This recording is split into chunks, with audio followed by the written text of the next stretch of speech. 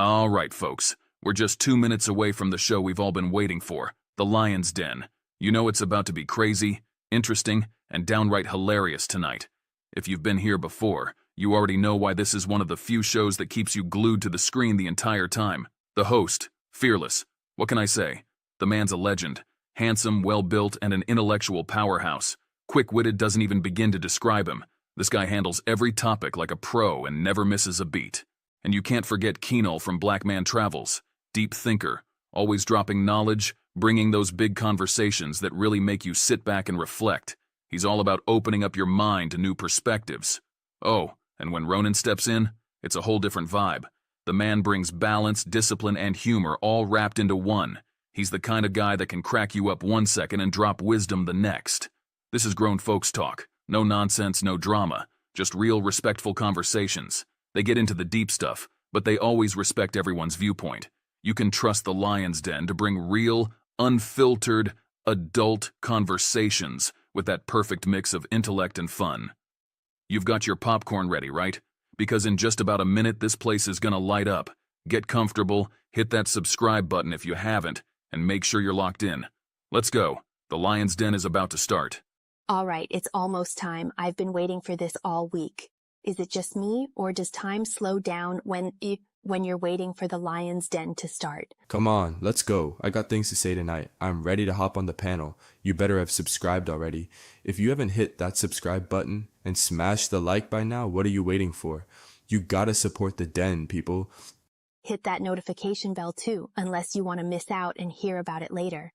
This is the show you don't want to miss. Every week I'm here waiting. The energy, the conversations, it's about to get real. Tick tock, I swear this is the longest minute of my life. Tick tock, tick tock. The panel tonight's gonna be fire. I can feel it. Who's joining tonight? Let's go. Hit that subscribe button already. Yo, grab your popcorn, grab your drink. It's about to go down. You're not ready for what's coming. I got my snacks, my drink, And I'm locked in. Let's get this show started. All right. Quiet down. The show's about to start. Everyone ready? Silence. The Lion's Den is about to begin. Let's go. Thursday nights just got real again. Fearless and Ronan are back, and tonight it's all about the hard truth. The topic, who's to blame when the child is disruptive? Is it the absent parent nowhere to be found, or is it the custodial parent who holds the reins but deflects the blame? Denials, frustrations, and finger pointing. It's a battlefield, and your favorite hosts are here to cut through the noise with their blunt truth, unfiltered and unapologetic. Ronan and Fearless are diving deep tonight, exploring the dynamics of single-parent households. Why does society point at the absent parent? How does bad-mouthing the other parent twist a child's mind? And where do race and cultural divides come into play? Black, white, Hispanic, Asian. Nobody escapes this conversation. So sit back, grab your drink, and lock in, because you already know Fearless and Ronan are pulling no punches tonight. It's raw, it's real. And we want to hear your take. Call in, drop your thoughts, and join the therapy session, because this isn't just a show. This is the conversation you've been waiting for. Thursday night therapy session. Who's to blame? Find out tonight. All right. Now, welcome back. Now, Thursday night therapy. Jordan was gone for a long It's been a time. She couple went on a weeks. little vacation. So, I've been having Tourette's. Been a couple Yeah, weeks. man, I've been losing it. we in need of it. Thursday night ain't the same if we can't have it. Yeah, I Tonight know. we I got need something. my fix, man. I'm telling you, I need somebody logical to help us. Because logic is something these people are missing, man. It's crazy. You ain't never lying. Oh boy, on a whole nother channel sitting there confessing everything we told this man. We were right. Took him 10 months to find out what we told him in 10 minutes. See, I'll be telling y'all need a consultation. We can save you. Yeah. Let's see, he's been Save about you $1,000 a time month. by So that's 10. about $10,000. I would only Yeah. charge him about $200. 12,000. George would probably want to charge about what, $200, $250. Yeah, See how much money you can save just by watching our show. We'll find out her hourly rate, but come on, man, that's crazy. Yeah. Well, with him, it might have cost him about $1,000 because he would need a few sessions. He wouldn't have believed the first 3. But the whole thing is, he already got a therapist. Even the therapist said, "Oh, you ain't found out yet." That's how he figured it out. He said the therapist finally challenged me to go ahead and figure it out myself. But this kind of leads us in because, you know, a lot of people like to blame, man. They like to blame the other people. So we always got blamed from that channel. They blamed us, even though we wasn't there. We're old Neanderthals. They don't want us in here. Oh my God. We don't think right. We're old school. And just how we get blamed, man, absent fathers get blamed. That's what I don't understand. Yeah, Lord. There's a lot of women out there. I'm gonna talk about women because I'm a man and I only got to see it from that point. I see women saying, I got to get my you got the look. Yeah, I got to. Women are saying, I'm a strong, independent. I'm the man and the daddy. I'm masculine and feminine. I don't need no man. Sometimes and then all of a sudden, check on some of these girls nowadays. You know, with the Rainbow Coalition. Yep, it just might be. Yep. And all of a sudden, when something go wrong, they gonna blame the dad. It's his fault. He wasn't there. It's always gonna be that other parent's fault if things go bad. But if he make it to the NFL, shoot, that's she was the best person there was. But if he go to jail, it's the daddy's fault. She gonna take all the credit, but none of the responsibility. This is what we're gonna talk about tonight, because I want to know how that is. How can you be strong and do all of that and not take any of the blame? Another thing I want to talk about is this. A lot of women are saying how bad black men are, or just men in general. They weak, they're feminine. They're not the traditional man they used to be. And I want to say, well, who been raising those black men? Hold up. Don't they use that word zesty? Yeah, they get zesty. They call men zesty. That's right. Yeah. But is it black men raising those zesty boys? Or is it those strong, independent black women? Because it seems like y'all raising the same men that you wouldn't even date. So how can you blame a black man? You know, on the other show last week, the guy was saying black women are the backbone of society. Oh, yeah. If it wasn't for black women, things would fail. And they've been raising these kids. Guy that's having a whole remission about dating a married woman. Yes. Same dude. And if it wasn't for those black women, society would be it. Well, what can I say? Statistics speak for themselves. Facts. If you out there, I'm gonna play a few things and we're gonna bring the therapist up because she may agree or she may not agree. Some help. Georgia, you're gonna have to help us. I know she done brought up reinforcements already. You know, we're gonna get down in the weeds with this one. Somebody might not like the answers that we get. I'm just saying, prepare yourself because everybody getting it tonight. I'm gonna bring this one, then I'm gonna bring her up. So let's see what I think this young lady sums it up. And you need to have these conversations, and I think a lot of women don't. So let's see what she said. I have a son in his 20s, and this is a bar that he dropped on me, and it crushed me. But I needed that. He said, if you really loved me the way that you said you loved me, you would have taught me how to survive in the situations that you were afraid of killing me instead of protecting me and not teaching me how to protect myself. And that is what happens when mothers think that they can raise men. We don't teach them how to protect themselves the way that a man teaches a man how to protect himself. What we do is we coddle them and we become this wall of security that come crashing down when they get to smelling themselves and they in their 18s and 19s and now he can't live in your house no more, and you send him out into the world unprotected, and that's why he resents you. Welcome to the show, Georgia. Hey, how you doing? How y'all doing? Good. How was your trip? It was amazing. I didn't want to leave. It was the best, most drama-free trip that I could have imagined with 4 women. So let me apologize early because we just took you from all your places of peace and we about to throw you back in the fire. So I'm going to apologize early because you're going to be forced to say some things and put yourself in the line of fire yourself, I think. I think so, but I'm ready. I'm ready. Okay, you got your drink in hand. I already got know. my drink. Got my Yeah, I tried to throw her into the lions before she left. I tried to play a trick on her that was like played on me. When I went to Curbside, one of my guys was like, "Hey, it's like this place right by the airport. It's about a mile away. You got to go there and get lunch, dinner. And I was like, oh, man, thanks. And I showed up, and they did serve food. It was a little fishy, but it was some food that they served. So I told her to go, but she used the Google internet to find out where to. I said he was trying to send me to a brothel. Oh, no. Your friend will set you up first. I said, I think they shut it down since then, but it was a world famous brothel that they had over there in Curacao. Somebody set me up to go there, and I was like, what? I'm asking about, like, where's the drinks and the food at? They looking at me like, you crazy. Ain't that kind of party up in here. It ain't that kind of party. Drink and refreshment, as they used to say. Yes. Anybody who hasn't been, I highly recommend it. The food was amazing. The people were amazing. The weather was awesome. So, yeah, highly recommend it. Is it one of those places you go and you can't be in a rush because they ain't going to move fast for you? In between. Yeah. You got to pack. And they're actually Dutch.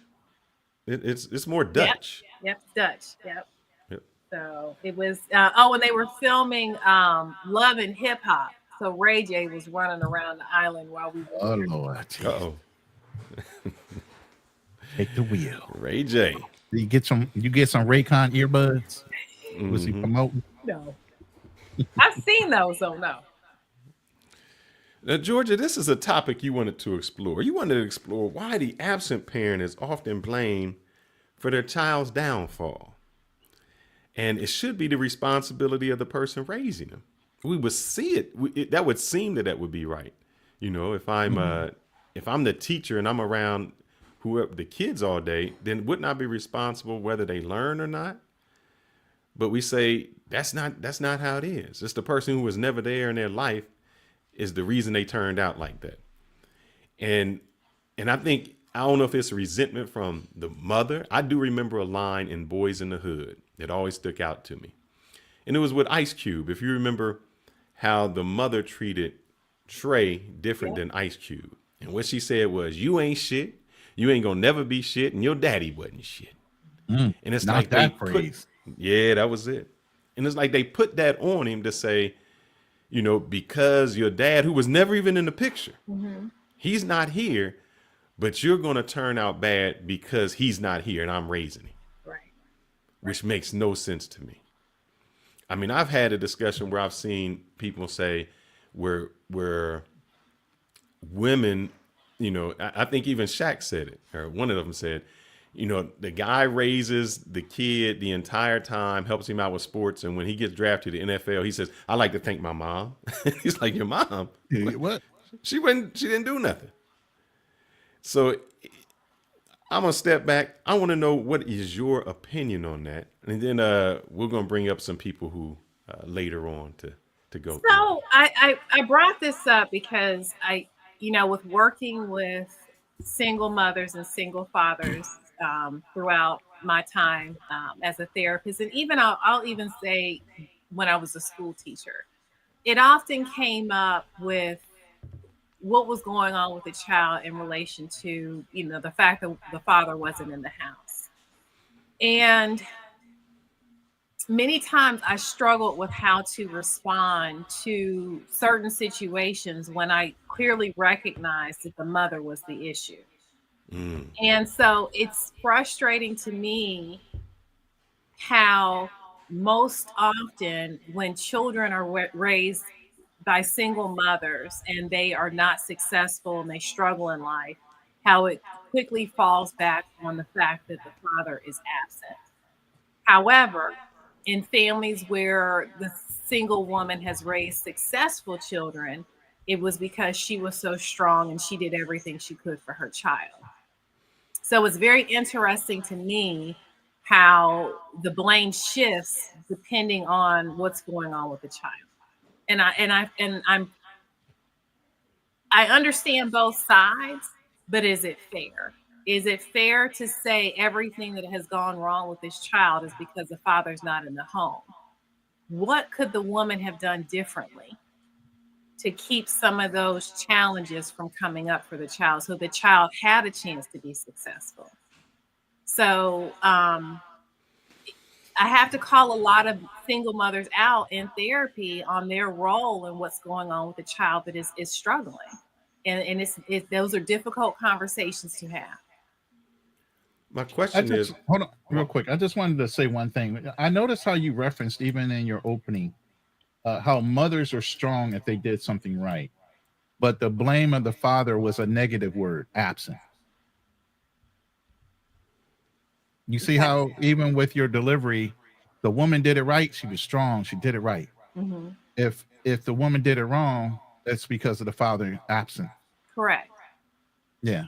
Uh, Even in the way it sounds unfair, like you said. Right, right. And so I think I'm going to get a lot of pushback for challenging this mindset, because I do disagree to an extent. Now, I will not ignore the fact that a single woman has a lot of disadvantages. I will not ignore that. You know, financially, she's not making, in most cases, she's not making as much as a man would make.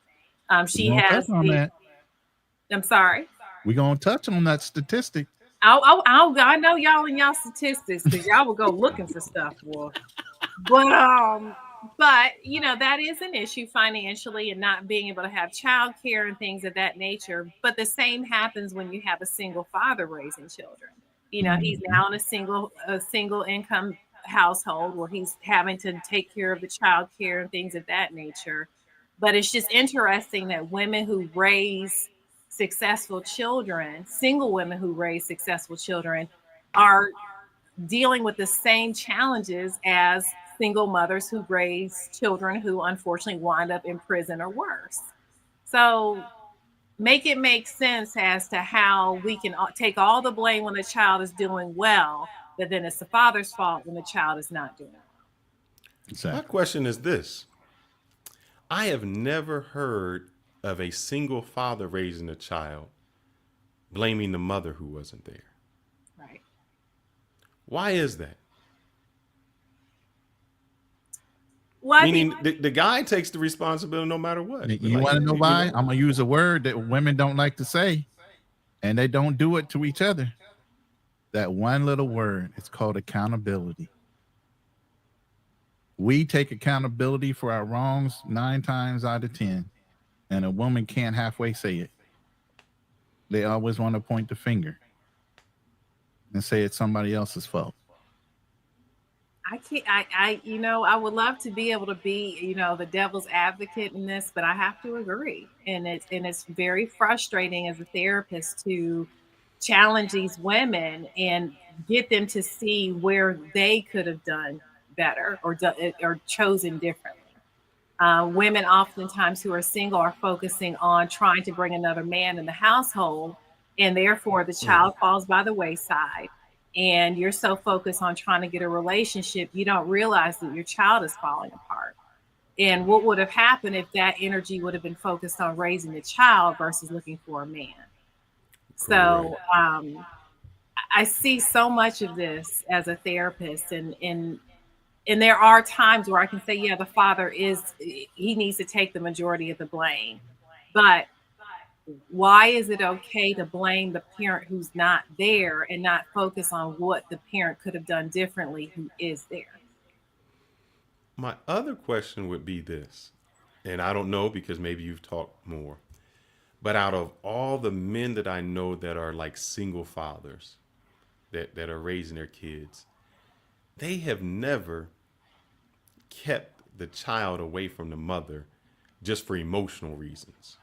Now, if it was for a reason like, yeah, she on crack or like, yeah, she's in the street, I can understand.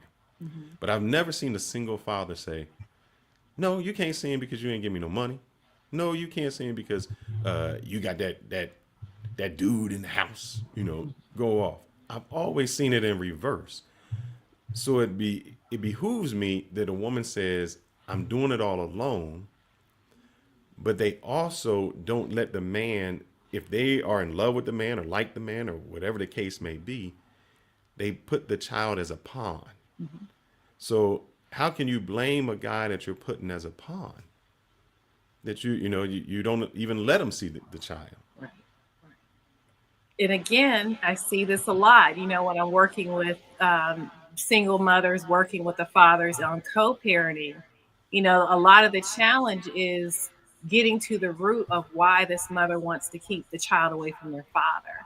And oftentimes there is still an emotional attachment and a hope that we can fix this relationship, and the child is being thrown in the middle of it. So a lot of times I spend with certain clients is having them recognize that that relationship is over, and you are using that child to leverage whether or not this man is going to come back into your life. And those, that again, those are tough conversations to have. But when there is a breakthrough, it's amazing what a woman can do when she's willing to co-parent with the father, and the child benefits all the way around. Right. Yeah. Do you hear any feedback? Somebody said there's some feedback. I just want to make sure I don't have any feedback.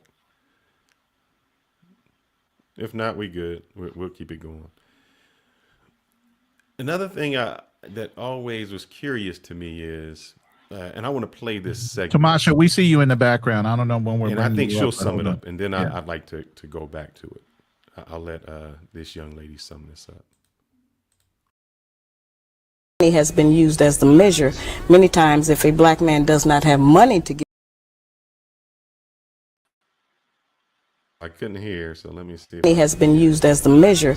Many times, if a black man does not have money to give us, we won't even let him see his children. We won't let him spend any time with it because he does not give us whatever the child support is. And I'm not saying that we don't need money to raise a child, but I try to explain to black women that raising a child consists of much more than feeding, clothing, and sheltering it. That's maintaining one. To raise one, you need a return of the parental coalition of the father and the mother to put the proper values into the child. Many of our boys, when we raise them alone, they grow up with the female emotional mechanism. They are suspicious, they are doubtful, they're disrespectful of womanhood, they are bitchy, they can't make a decision. And many of our girls who grow up in a home where there's no man present, they go out into the world and try to mate. They don't have any idea how to live with a man day to day, how to prepare a proper meal, how to be a mother, how to just be in love in the home. Most of what our people and our children especially have learned about how you have a relationship, they learned off of television. So I think what she was saying is there's a difference between raising a child and maintaining a child. And a lot of, and I'm going to say women a lot, they're worried about the financial aspect. You got to pay this money, you got to do that. But there's much more to raising a child than the financial.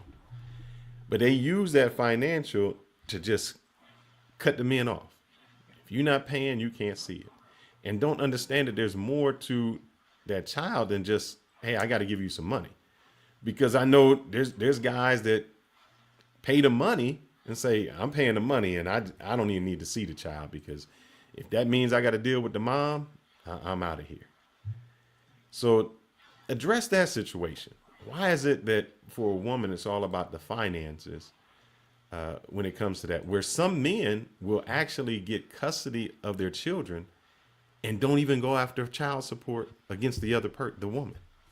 Well, and I will say, I think again, when a woman is using finances as an excuse as to whether or not the father can see the child, there's more behind that. It's not just money. This woman is hoping that this man will come back to her, or this man has moved on, and so you are finding reasons to punish the father. Many times, fathers simply taking the child for, taking physical custody of the child, that is enough to help the mom out, and she doesn't want any bit of that if there's no romantic situation going on with the father. So it's really easy for them to say, well, you're not paying me any money, so you can't see your child. Well, no, what else is behind that? Are you upset because the relationship failed? Are you upset that this man has moved on? Are you upset that this man just doesn't want you anymore? So I think the money piece is most often, not all the time, but most often used as an excuse for that parent to say, you know what, you're not going to see the child at all. The mother wants something more. Right. I can see that. But sometimes, even when there's nothing there, or let's go with this part. We just talked about this today, me and Ronan. Mm-hmm. You can have 50-50 custody, meaning I get the child 1 week, you get the child another week. But the man is still responsible for child support. How is that fair? How is the burden always on the man to do that when we sharing 50% of the time? So it's almost like putting this woman into a situation that, I'm just about the money. It's always going to be financial. Well, I'm hopeful that some of the states who have reevaluated the way that goes, I'm hoping that becomes just across the board, that a certain percentage of the man's income is not mandated to go toward the child, because again, a lot of the time, the man is paying child support and he's also taking the child for 50% of the time. So how is that fair? There's a lot of things that just need to be revisited that have been in place, for 50 plus years, and it just doesn't work anymore, especially when you have women out there who are now making more than the men. Right. And I understand where that came from back in the day when women could not work. Correct. Or it was harder for them to find an equivalent job in order to afford helping to take care of the child, where the man was put in that situation where he had to give a percentage of his income. But Right. that's far long been changed, and women have increased in their earning potential and education and everything else, to where the laws are dragging behind the ability of the woman. But nobody seems to be in a rush to want to change those older laws to where it's fair and equitable between the two parties. Yeah. So why is this? Feminist women, you talk about, women rights, they doing this. And not you, but I'll say you as a woman. Why is it that you as a woman will fight all that way for some fair issues for you, but you're not really fighting for anything fair? Because if you were fighting for something fair, you would say child support system isn't fair, the marriage system isn't fair. It's almost like you're going to the buffet and only picking the items that benefit you or benefit women. And that seems crazy, because it's like, okay, well, you want fair, but fair only when it benefits you. And the line that I'll always say is, women want to be 50-50 until the dinner check comes. And then we no longer 50-50. You gonna pay it. So explain why women, you women want equal rights, but don't really want equal rights. I'm not going to say all women, but I will say I think it goes for most people in general. You're going to fight for what's going to benefit you the most. So I think it's not fair to say, women only go for this when it benefits them. Well, no, men do it too. So I think we have to be fair in the fact that when it benefits the person the most, that's what you're going to fight for. Do I think it's right? Some of the times it is unfair, but again, I'm going to fight for what I'm going to come up. I'm not going to fight for something where the man is going to benefit and I'm going to be sitting there looking upset about it. No. Now, Georgia, did you bring Tamasha as a anchor to some of your comments that you'd like to make, or are we waiting to bring her up? I just want to make sure. I don't know where she falls, but I do know that she has been a single mother raising her son. So she will definitely have a lot of good input. Okay. Well, let's go ahead and bring her up. Okay. I just want to read what Obstacles to Opportunity said. He said basically Kanye West. Kanye. I'm sorry.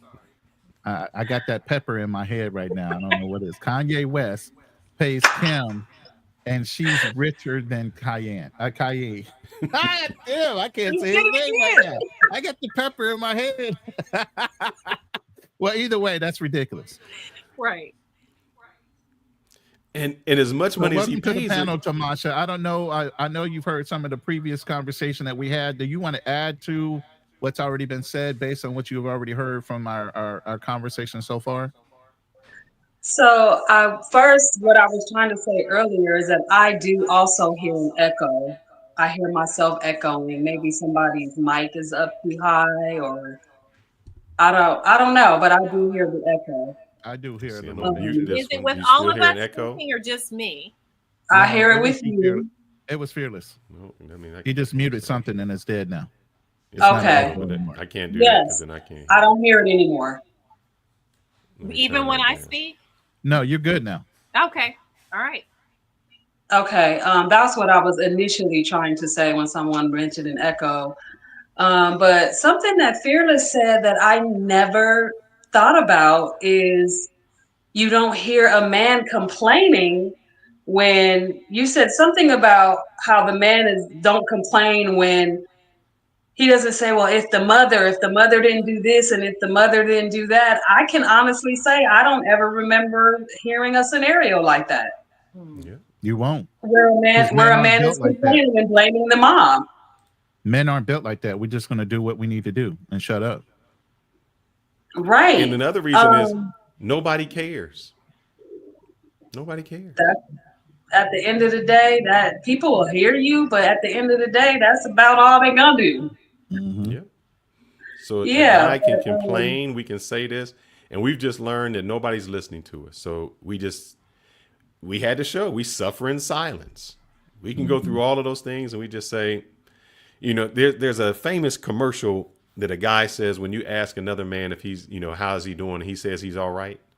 And he goes in to say, yeah, he's not all right. That man done went through so many things you don't know. But when you talk to a guy, we just say, yeah, everything's good. Because we internalize and we know that we just got to take care of it. We have to find a solution. But we don't go out there. I guess we don't seek the same fame. I've never, I know women that say, oh, it's Father's Day and I'm a father too. I'm a mother, but I'm a father. I've never seen a guy say, give me a Father's Day card on Mother's Day. What? Yeah, We don't do that. Georgia, this was a very good topic because I've been really just kind of thinking about my experience growing up, thinking about how my grandmother moved and how my mother moved. And now my son is 19 years old. And me and his dad, we weren't together most of his life. And the one thing that I'm really proud of us, because there was a time when we hated each other and we're actually really good friends now. But one thing we promised each other is to never get Uncle Sam involved. No matter how much we fought, there Yo, was that's the no, big one for us. So if you could do that for your ex, that's great. Because that's the biggest thing you could do for a man is not use that as a weapon, like a weapon, because women like to weaponize the system against us. So the fact that y'all were adult enough to come up with that, I commend you. Yeah, because there was a time where I wasn't able to step up to the plate like I wanted to. So just real quick, I had a brain aneurysm in 2012.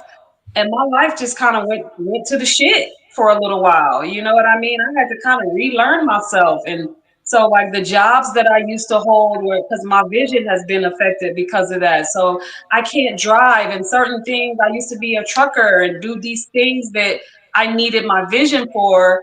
And after that happened, I couldn't see properly. So it was like I went through a long period of time where I was trying to find myself. And it got to the point where him and I were at each other's throats so much that I just was like, to hell with you.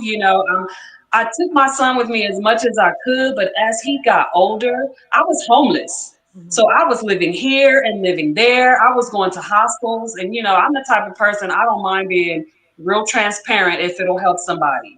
But I was staying in hostels and hotels and renting rooms and, stayed with him for a little while. And it got so ugly between him and I that I just could not subject my son to that because he could see it. It got to the point where we were getting physical with each other and my son remembers this stuff. And so my son, by the time my son was about 15, his dad was like, I'm about to take him with me and he's going to live with me.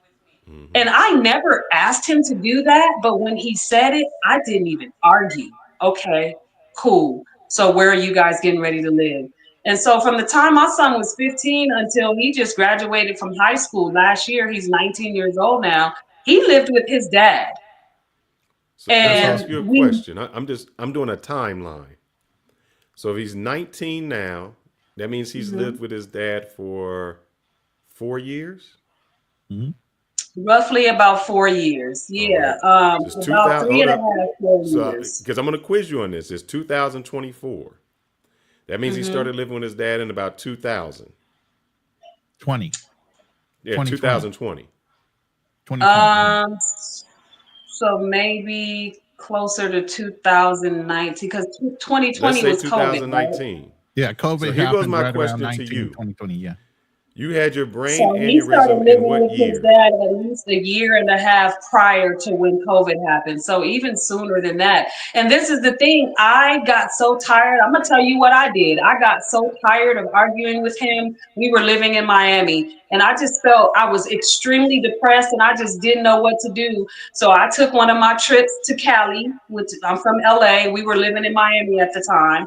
And I used to come back home every year. I took one of my trips to Cali one year. I brought my son with me. And I knew that once we left and got to LA, I wasn't going back. But my question to you is, what year did you have your brain aneurysm? In 2012, my son was 7 years old. So my question to you is this. You were going through hard times since 2012. Why did it take you until 2019 to say, take him? Why didn't you in Um, 2012, 2013, 2014 say, look, I'm living places that I'm I shouldn't be struggling. living. I'm Yeah. going from here to there. Why don't you take him? Because at this point, you figure if he's about 7, he's coming into manhood, teenagehood, becoming a young adult, teenager. You know, we start going through puberty, things start changing, and say, take your son, raise him to be a man. Let me take care of myself at this point. What was the hesitation in doing that?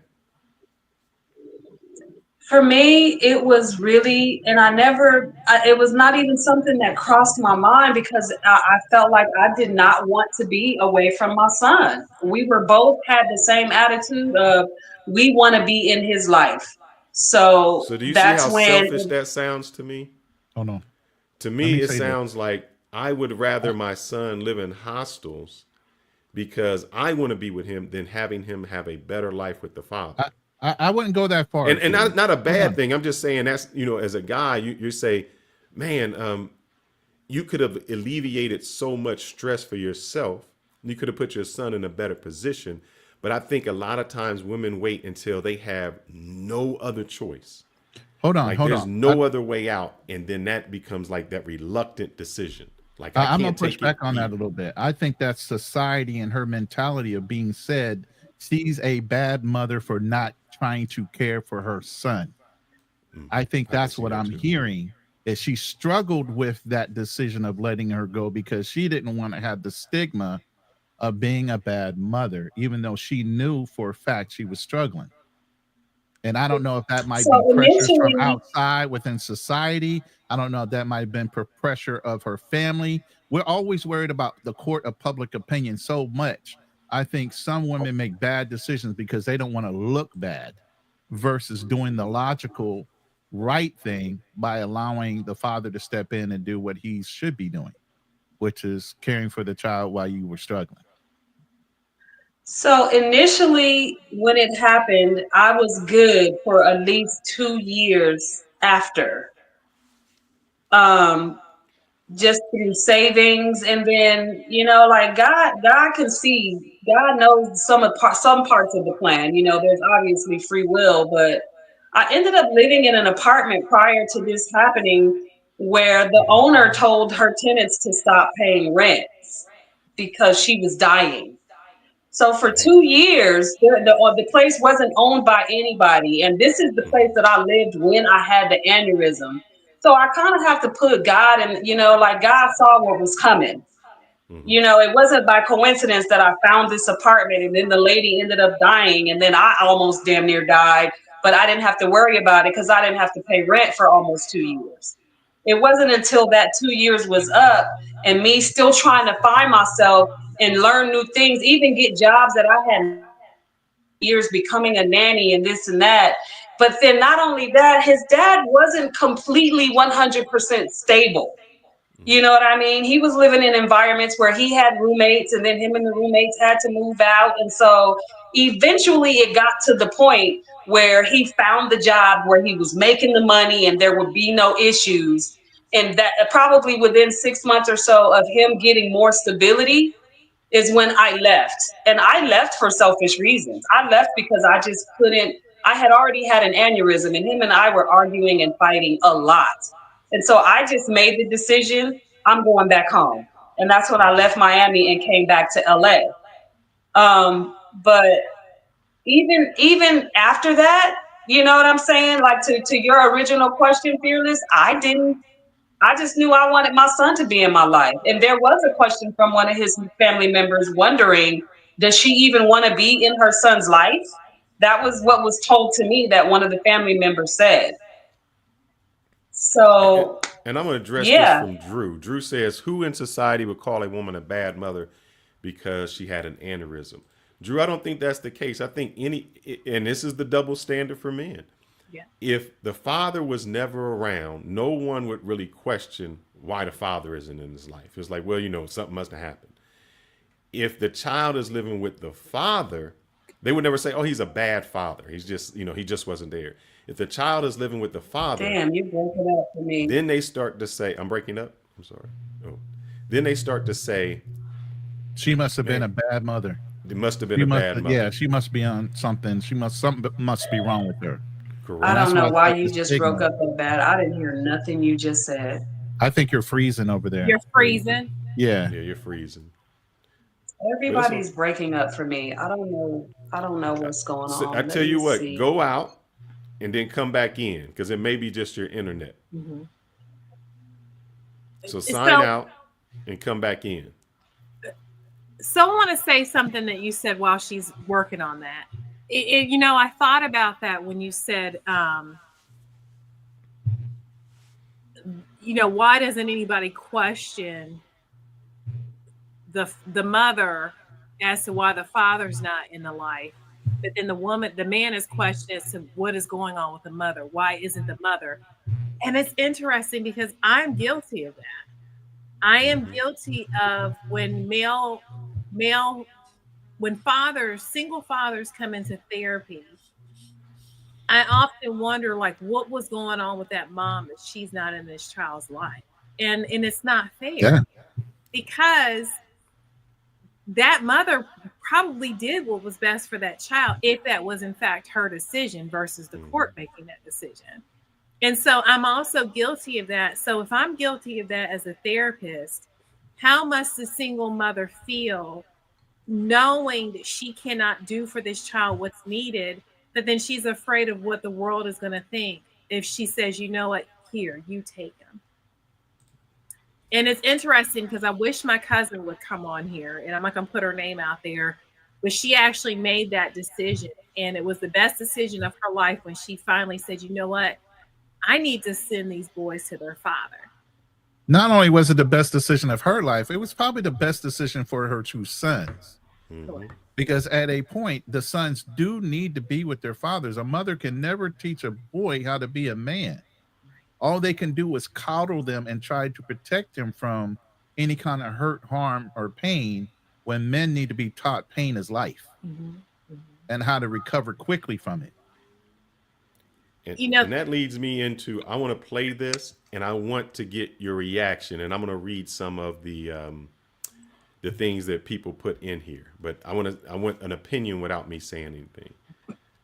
Tamasha, I still hope you can hear us. Let's see if I share it with Instagram. All right, let me just redo it, so just in case I can't hear it. Made the decision to pull my son off the football team. So Davon is still in his stage where sometimes he cries. So I get that. I guess the coach was giving him water and the coach made a mistake and squirted water in his eye. I'm not really sure. I just know water was squirted in Davon's eye. And of course, just like a 5-year-old, he began to cry. And as the coach was walking him off the field, he goes, stop all that crying if I put you over there with the cheerleaders. And me, I'm instantly in defense mode, you know, like you're a mom, like you gonna instantly like bug up. And I was like, no, what did you say to him? He immediately repeated what he said, and he was like, it ain't no crying in football. And I asked him, I said, do you think that was appropriate for you to say to a 5-year-old child? You're not gonna mentally abuse my son. You're not gonna confuse him and make him think in his mind because I'm a little sensitive or because I cry, maybe I should be a girl. Yeah. So emotional at the time because of course, like my child father is not here. This is Von's job. You know what I'm saying? His father would say, no way that man would have said that to him. No way. I made the decision. just off of that, I hope you were That's able to hear bullshit. that, Tamasha. Were you able to hear that? I barely heard anything she said. That's all Oh right. I'm wow. gonna play it one more time then, just so for the audience to hear Okay. and for them to get a Yeah, decision. but I got a lot to say about this chick. That's crazy to So me. listen here, and I'm gonna do it uncensored. Decision to pull my son off the football team. So Davon is still in his stage where sometimes he cries. So I get that. I guess the coach was giving them water and the coach made a mistake and squirted water in his eye. I'm not really sure. I just know water was squirted in Davon's eye.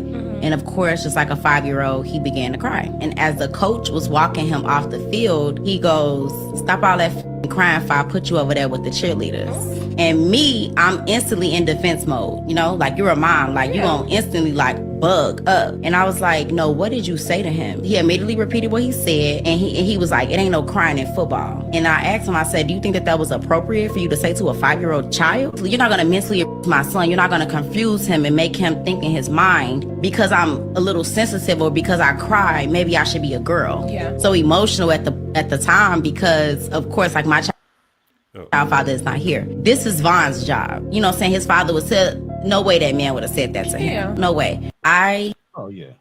You sure the So, fuck would have. I'm sorry. gonna keep this up, but I want some opinions. Let me start off first. I got it. Because that's ridiculous. First of all, the mom again overreacted, trying to be protective and, like I said, coddling of the son. It was water. The most he could have had in his face, beside for the water, is maybe a little salt that came off his brow because he might have been sweating. Wasn't going to kill him. A child cries for the attention of the mother. Basically, that's why a child is crying. Okay. Because they know the mother will rush to them to tend to them. Okay. As a man, there ain't no crying because there ain't no mothers to come and save you in the real world. He wasn't in pain. He reacted because he wanted his mother's attention for whatever reason. Had nothing to do with pain. Now, we're not telling you to ignore pain as a father to a child. If you got hit and you hurt, then say something. But if you just got a little water splashed in your face and you're overreacting, as a man, you're going to tell them, shut up. It was just some damn water. And let's get back out there, buck up. That's what we do. We don't have empathy and sympathy for something you shouldn't. There was no reason for him to cry. But again, a woman rushing over to do her motherly thing wanted to make a bigger deal out of something that wasn't. He was actually trying to instruct her son on how to be a man and shake certain things off that he didn't need his mother's attention for. But by her bucking up, what she just did was mess up that life lesson and cause that young man to have to probably do it over. Because that was the perfect time to teach the child something. And she ruined it. And I'm going to shut up. I'm not laughing at you. No, I was looking at the comments. Yeah. I'm going to read some of the comments from what the people, I'll read them both. So one says, "This is the exact reason these kids are soft now." Mm-hmm. Another says, "Women subconsciously raise these soft type of men that they hate." The next one says, "He didn't say no crying in life.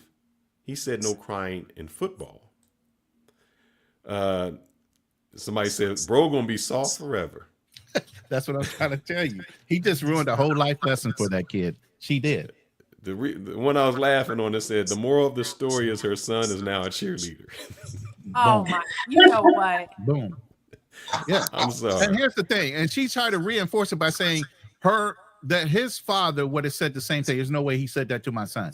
Oh, absolutely. He would have said it to your son in front of him too, and dared the dude to say anything other. Don't think because a man is on the field trying to teach your son something, he's going to stop and check with you on the sideline to say, "Is it okay if I correct your son?" Hell yeah. Or you can get your son off the field. So what happened? I missed the very beginning of. I heard her say something about water being sprayed. I didn't hear what she said prior to that. So to give you a demonstration of probably what happened, whenever there's a huddle, somebody comes with the water bottles. You know, they're spraying it, you know, so the kids In can get everybody's water. mouth. So they probably Right. missed the mouth and the water went into the kid's eye. And he's like crying and going away. So the guys are saying, look, it's just water. That's all it is. Okay. What are you crying for? And how men are usually raised is the question always becomes, are you hurt or are you injured? Because injured means, yeah, you're in pain and you can't go on. But if you just hurt, no, we get out there. You got to Yeah, get back internalize out that there. pain. You have to keep going. That's what make men to, these are the same type of men that you would want in your life to be a man. To say, I'm injured, I'm a little hurt, but I'm going to keep going in life to strive. That's the type of man you seek. But the type of boy she is raising is not that type of man you would date. Because you wouldn't want to be with a man that's going to give up at the first thing that happens. You want them to continue on. She's treating her son like a Cupid doll. Almost to the point of this. I seen something where a guy, he was with his wife and his wife and his daughter. And he said something to the fact, like, you know, would you just want me to die? And they're like, oh, yeah. Meaning it was like, yeah, you put your life on the line to do it. There was no, we don't like you. So my question is this is an absent parent because I guess the gentleman is, you know, he got killed. So he's not going to be in the child's life. That's what I was going to say. Where is his father? Where was the father? But the question becomes, who is she going to blame later on about her son being a cheerleader? The absent father. Or the coach or society? Is it society's fault? I think it will wind up being a man's fault. And I think it's well, it can't be his fault. He dead.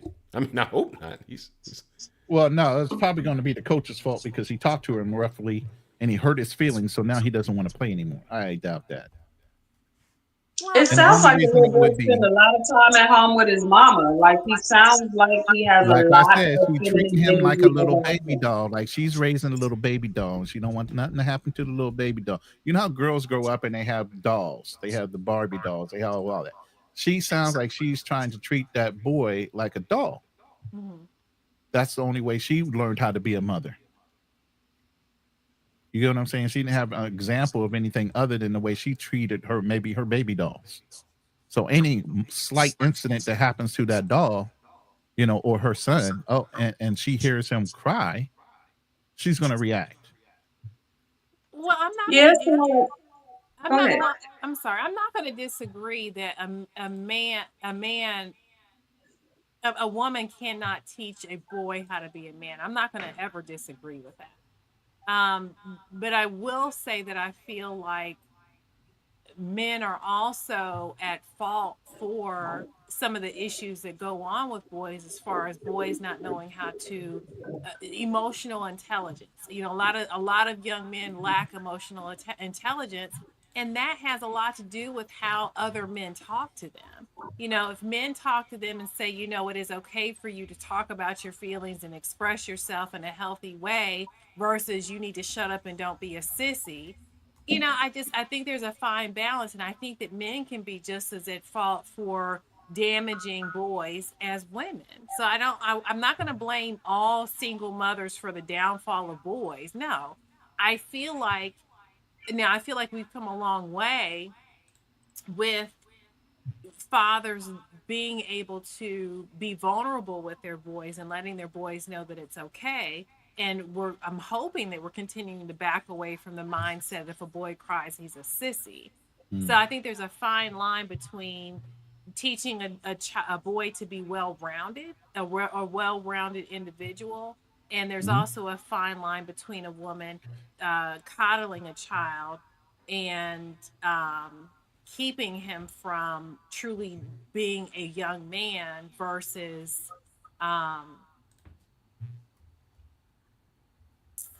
just not giving the boy the tools that he needs to be a young man. Now, let me highlight what obstacles is saying here in layman's terms. In so many cultures, there is a rite of passage become men.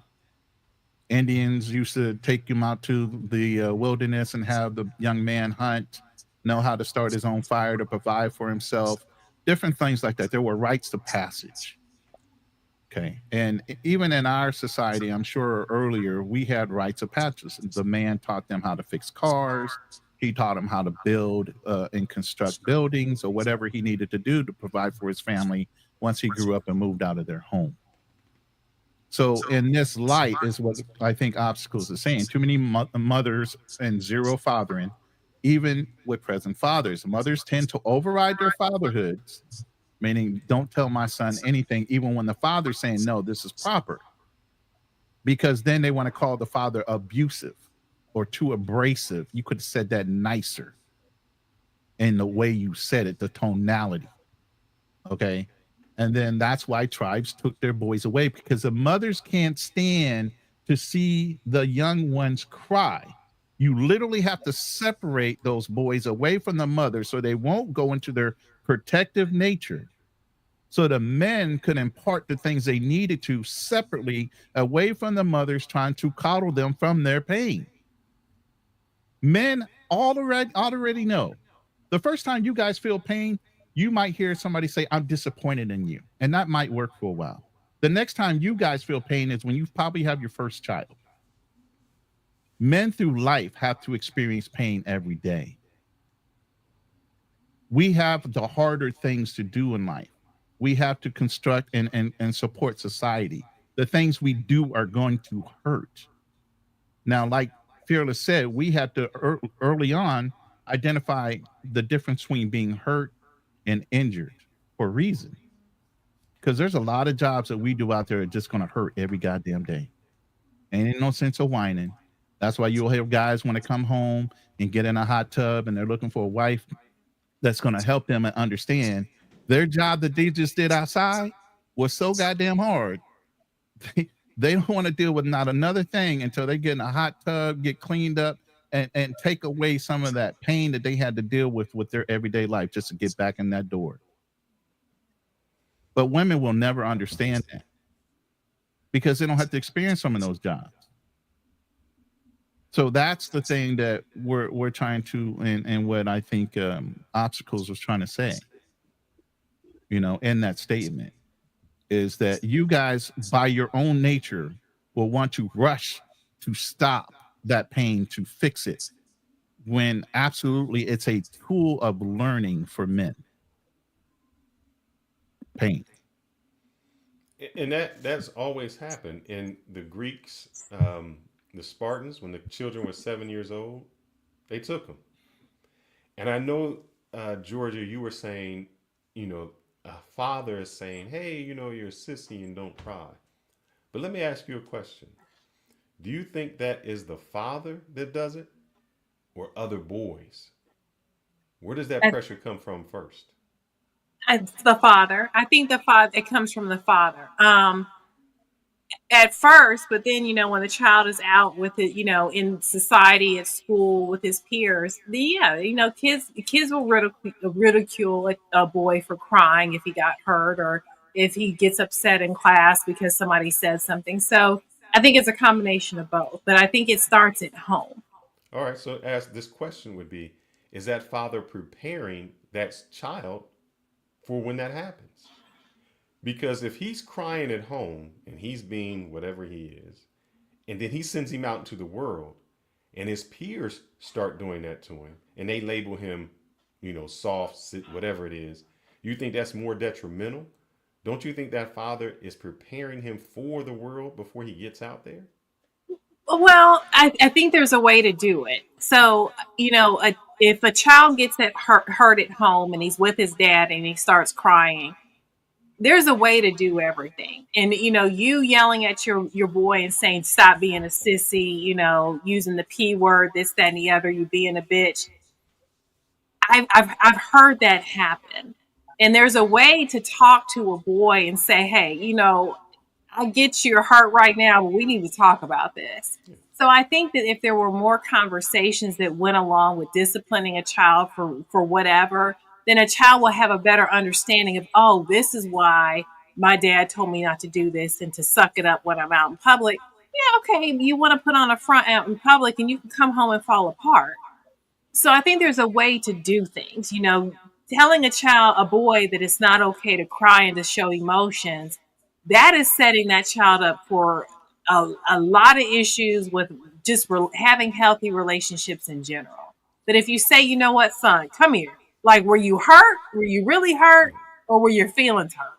There's a difference. I think here comes the difference. And men know this. And if you've had any nephews, you've seen it. They fall down. If a man is there, he'd be like, man, get up, come on, let's go. A child looks at the mom's reaction because they fall down. The mom is like, and then all of a sudden the child wasn't hurt. And then all of a sudden they start crying. You're like, crying. Right. You weren't even hurt. They don't even know they was hurt. They sitting there like everything's good. And the Until the mom's mom like, said, oh my God. And then all of a sudden the kids start crying for no reason. And that's because they're relaying that where the mom is the emotion. So a father says, you wasn't hurt. Now, I do understand what you're saying when some men can go too far and not have sympathy or empathy for the child and say, oh, man, you just broke your bone and broke your neck. And, right. I mean, hanging out your whole arm. Right. But to me, that becomes abusive. That's more of an abuse. Correct.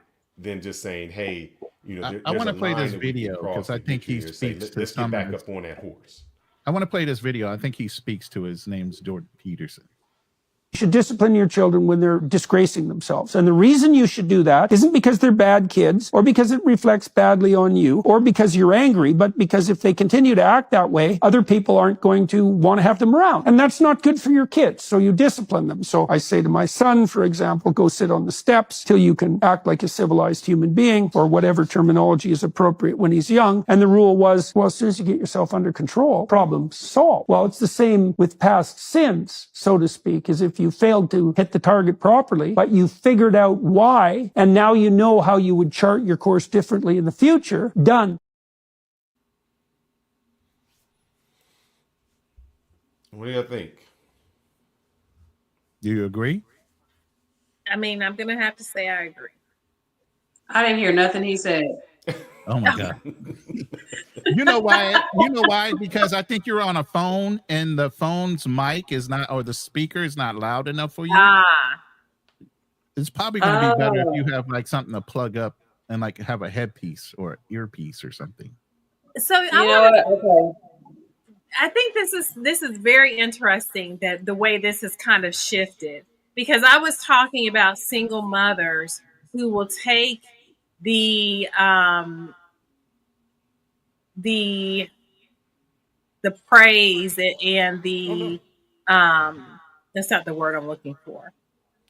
But basically, when a child is successful, the reward is successful, the mom will take none of the say that again. They take all the reward for it. Yeah, they take They take all the recognition. I did this, that, and the other. My child's successful. But when the child is struggling, it is the father's fault. Correct. And it's interesting that we have shifted this conversation to women raising boys. But I got another one for you. Hold on. And I'm going to get right back to that. I wanted to circle back around. People be like, oh, get your child. She bad. She don't listen. No. That's why I'm here. I'm trying to get a break. Motherfucker don't listen to me. You think she only doing that shit here? She like this at home. I don't know what to do. I beat her. I done tuck shit. I ain't going to jail. Just ignore it and talk about me when I leave. Damn. Some women are like that too. They just give up. They want you to care for that child when you have possession of that child, even if they haven't even raised them right. But I think, hold up. I know where you're going, Georgia, but I'm going to tell you, that is a woman. That is women. And you know how I know that's women? I hope I got my mic over here so you can hear me. You know how I know that's women? If you ask a woman who's been in a relationship and they broke up, you say, whose fault was it? They ain't going to never say it was their fault. It's always going to be something he did. He did or this. He didn't do. Yes. Yeah. What did you do? I ain't do nothing. Now, if it was right and she married, the successful man, she did things to do there to get that. But they never see anything. They'll never take the wrong on any part of it. That's just, I don't know how a woman's nature. Women file for 80% of the divorces, and when you ask them why, y'all go with them statistics. When you ask them why, they can just be like, just wasn't working out. It was him. I wasn't happy. Yeah. Money, his affection, something was always there. It was never her. But you know what? I think it's interesting that you guys keep pulling that raggedy ass statistics out anytime. Why it gotta be raggedy when it's a fact? Raggedy. Because but it's a fact. You can't argue with Not, facts. no. It's not a fact. It's what's reported. It's not a fact. It's what's reported. But you can only report divorces. I mean, divorces are reported. A reason for I could say because he didn't like cats as a reason to get a divorce. That doesn't mean that's the reason. So I hate the fact that you guys keep going to this janky. You know why? Because the reason is dumb. The reason is always stupid because you ask her and she's like, oh, because, he just didn't do this, which really didn't mean anything. But that's that's what's being reported. That doesn't mean what's truly going on behind closed doors. I mean, there could be a multitude of things that are going on, but a person may just not want to have that on permanent public record as to this is why we got a divorce. That's why I struggle with you guys using that as statistics. Well, let's take with men. Men aren't filing for the divorce. So why isn't it would be 50-50? I mean, why is it the majority of women? No matter what the cause, why is it because a man will hold on for dear life for some shit that is raggedy and ruined just because they don't want a divorce because they don't want to give up whatever they don't want to give up. Hold up. When we got married, it was for better or for worse. It wasn't for until I get tired of you. Okay, but for better or for worse. So I can go out here and act a damn fool and you think I'm a stay? Hey. Make it make sense. Men stay. No, men stay because it's cheaper to keep her. That's why men stay. So let's stop trying to act like he's staying because he wants the marriage to work. No, the hell he don't. So that just lets me know that it's financial. It's a financial incentive for you to leave. No, it's not. It is not. Women get tired. Women get tired. It's not about money. Someone will walk away with a marriage and say, you keep all of this shit because I don't want none of it. Okay? There's a lot of that happens that you men don't know about. But a man will hang on to a marriage for the simple fact that they don't want to part ways with whatever they feel they earned and whatever they don't want her to have just because they will be sleeping they will maintain a whole other family on the side just because they don't want a divorce. Do you think it's that, or we just know that we have to deal with certain things and it ain't always going to be gravy at the end of the day? Because like I said, when a man raises you, we understand we got to go through struggles as men alone. So even if we're struggling with her, we're figuring, well, she'll get her second wind. No, y'all stop. No, stop that's not. No, we are not that desperate. That's ridiculous. Okay, I want to play this. I want to play this video. Let's take a breath for a second. Let's play this video. Okay, Tamasha, you might want to turn your camera on so you can bring it close to your ear so you can hear this question they're going to ask, and then we can come back and answer it. My 16-year-old daughter feels entitled to my child support I get from her father. How would you handle this? I also think her father is putting things in her head. Either way, the money he sends is for me to care for her, and she doesn't grasp paying my bills, which also benefits her siblings, is part of this. And this is the text that the daughter wrote to her mom. My dad told me how much he pays you in child support, and he showed me. I just don't understand how my dad pays $1,900 in child support. When I ask for something, you say no. Also, you use the money my dad sends to take care of me to spend on Aaron and Jess, who I assume are her other siblings. And likely they don't share the same dad. That's just my assumption. Sorry, what was it? Okay. When I ask for something, it's always a problem and you threaten to take my phone away when I do anything you don't like. If it wasn't for me being here and my dad paying you, if it wasn't for me being here, she misses some words, and my dad paying, you couldn't afford to keep the house. I do love you, but I feel like you take advantage of having me here. I'd rather live with my dad, and I just want you to know for it to happen, without making a big issue. I don't think it's right. I don't benefit from my dad's child support, yet you spend it. Well, I don't know. I can't. All right, I'm gonna leave that right where it is. That's a big. You know what that topic. mama A say? lot of parents like to badmouth the other parent. So we're gonna circle back around to who's to blame. And you know that same mother wouldn't let that child go live with that father. Not for love, but for money. And that's why they $1,900, divorce. a lot It's of money all to about the leave out of that financials. I household. keep going back to the money. It goes back to that. That man is not only supporting his daughter, he's supporting a wife. So he's paying for a wife that he has no access to anymore. Meaning he's paying for her lifestyle that he can't even have sex with her. He's not only paying for her lifestyle, he's paying for 2 other kids that he didn't foster with her. And you're going to say that it's an incentive. Yes, it's cheaper for us to keep her because no matter what, we are financially ruined because of it. Okay, but what I was focusing on the fact is you are acting like they're still staying married because he wants to work on the marriage. No, he doesn't. He doesn't. No, because you get married for duty. You don't get married for love. Once you have kids, it stops being just about love and that. It becomes about all the children. Correct. See, what happens is when a man starts to make, when a man makes money, the more money a man makes, the more he says, I can provide for my family. The more money a woman makes, she wants to become independent of a man. See, that's the difference. When she says, I don't need a man. A man doesn't make money and say, I don't need a woman.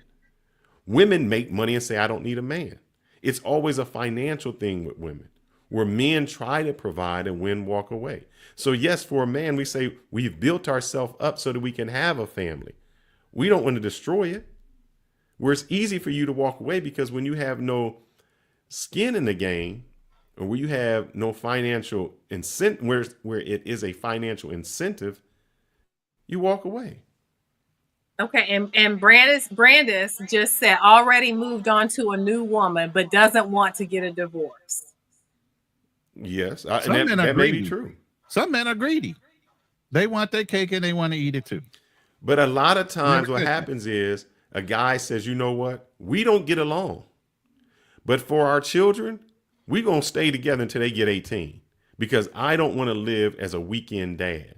If we got to put our differences aside, we put our differences aside. Sleep in 2 different rooms. I mean, your grandmama did it. Your great grandmama did it. What's wrong with y'all? Y'all can't do it too? Y'all just got to be happy and just disintegrate a whole family and the unity that the family brings when it comes to financial and spiritual, moral, and all the things that go along with teaching your kids. It's all about self-gratification and being happy. Mm-hmm. That's the number one reason of divorce. When are we scheduling? When are we doing the show on a therapy session for you and Fearless? We read. You went out of the country. We was ready. We was ready. And we have mental problems, so we being ready. Yes, I need therapy too. Oh, I know. Okay, but can we just go back to the question that I was posing is that when we started talking about this, I was talking about single mothers raising children, and it quickly got focused onto boys. And, I want to also talk about single mothers raising girls and the fact that when these girls are successful, the mother takes all the credit. But then when the child is out there, running the streets, then it's the fact that the father's not in the picture. Yet again. So here's the thing. We can't discredit a woman for raising a woman because she is a woman. So at that point, she should know how to raise a child that is the same sex. The reason why me and Fearless gear towards the male side of it is because women in that respect would not know how to raise a man from a boy. So that's why we kind of keep going towards the male side and you want to keep going towards the female side because that was your principle was more of it should be different. I think the difference is go ahead. No, the difference is when that happens as a man, and we had this conversation on the show before, and this is, I'll give the analogy of what the woman said. Basically, the woman said, if you went to go buy a car and somebody gave you this car and you bought it and it was a lemon, that's basically like marriage. You're buying something and then this man changes. And my comeback was, well, before you buy that car, why wouldn't you take it to the mechanic? Why wouldn't you have the mechanic look at it? Since that woman is not a mechanic and she can't look at that car, why wouldn't she take it to an expert who can look at it? To take that analogy to relationships, if you as a woman fall for the okie doke when it comes to men, why wouldn't you take that boyfriend to your dad, to your uncle, to your brother, who can vet that man, who is the mechanic, who can say, yeah, brother, I know the game because I played the game. I know I can see right through you. But women don't do that. They become renegades and want to do it on their own. And so when they choose these wrong men, multiple times over and over, they keep choosing the wrong men. They blame me. Behaviors. And when the father says, I could have helped you a long time ago and I could have helped you get there, it's their fault. Nobody wants to look at that. They just want to keep blaming. They want to keep blaming the men that they chose. They chose them. When you have a father in your life, he can take care of that. And that woman will blame him. You know, hey, you know, she's this because you were there. She's this because you weren't there. And that becomes crazy to me. So we just got, I don't know why Fearless a woman just does got that. off. Fearless was on a show yesterday. He was on a panel. He jumped on real quick.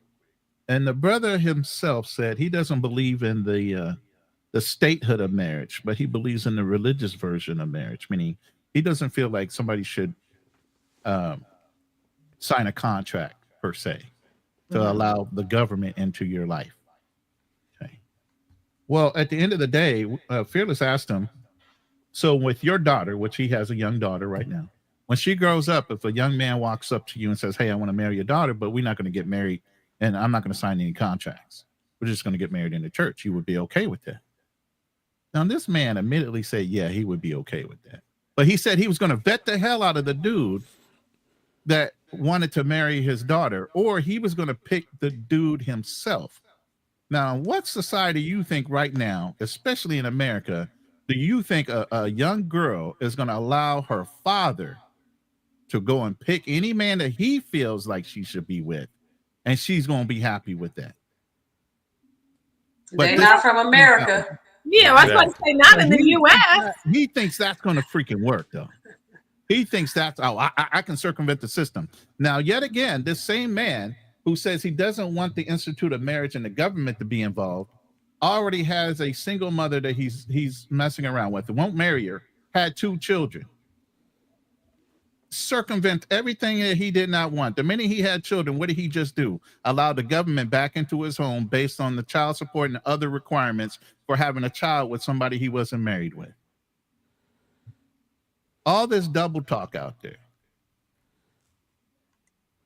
It's interesting that anytime we are talking about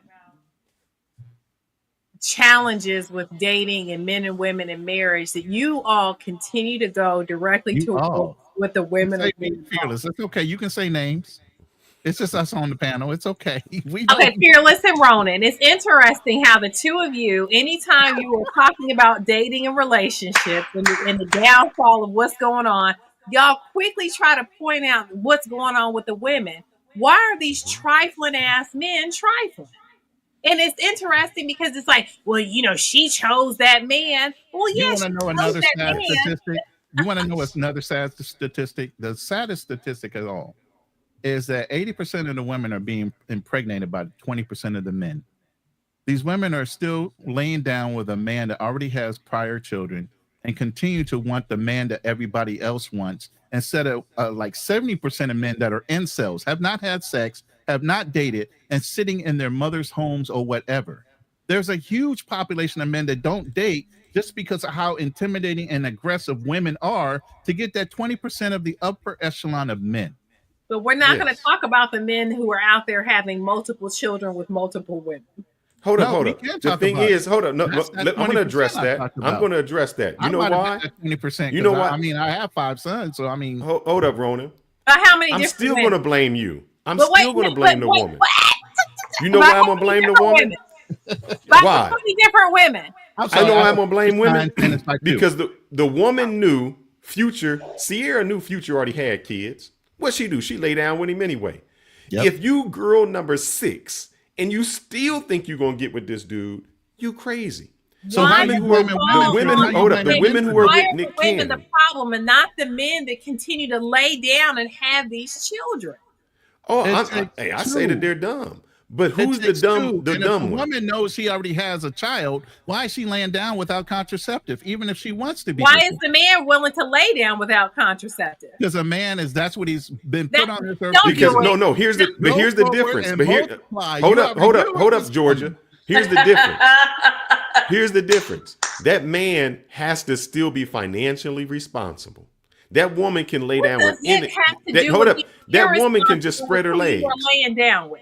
That woman can just spread her legs. That man still has to be financially responsible. Do we hold men accountable? Yes. We tell men. What sense do we need to make? Not just us. If you heard of the Travis Hunter, right? The Travis Hunter guy, he just won the Heisman. New kid from Colorado just got the Heisman. Everybody like, bruh, the chick you with is not the chick you should be with. If he goes through with it, we're going to say it's your fault. We already told you. So we hold men accountable. We told Kanye, not Cayenne. We told Kanye, bruh, she's a hoe. She's a whore. Why are you going to bed a whore? We told him that. So nobody felt sorry for Kanye when things came out because men hold other men accountable. We tell them, bruh, your chick's a whore. You don't hold other men accountable because if you did, you wouldn't have men out here who have multiple children by multiple different women. But for some reason, it's the woman's fault when the man has multiple children by multiple different women. But why are those women chasing those 20% of the men? Okay, why are those men out there having unprotected sex with all of these women? Georgia, we have a phrase, and we use it a lot in all these different rooms. The phrase goes, women control access to sex, men control access to marriage. Yes. So at the end of the day, it's the woman's choice, my body, my choice, who she decides to lay down with and who she decides to choose to have a child with. It's not our choice. If we tell that woman she got pregnant, get rid of it, she still has the right to say no. Y'all are we're still tied to the because you will not accept accountability for continuing to reproduce by these women that you have no intention of marrying. But it's the woman's fault. I always wonder if the men, like, say you got a homeboy who got 4 or 5 kids by 4 or 5 different women. I often wonder. Let her talk. Oh yeah. Sorry, she froze. Well, that was the question. Like, how do y'all say, like, do y'all ridicule him? Do y'all be like, man, you're doing too much, and you might not want to? Do y'all do that to him? No. Look, we just had a chat today in our WhatsApp group about marrying a whore. We just said, bro, what are you doing? Oh my God. My buddy just had a show last night about a guy who went to another country and got with a chick who was a prostitute and brought her back and then crying about she left him. We always hold men accountable. And we do it and say how ridiculous you look, how stupid you look, the decision you made to do that. We always say that. Here's the thing. Hold on. Let me ask you this, Tamasha. Let me ask you this.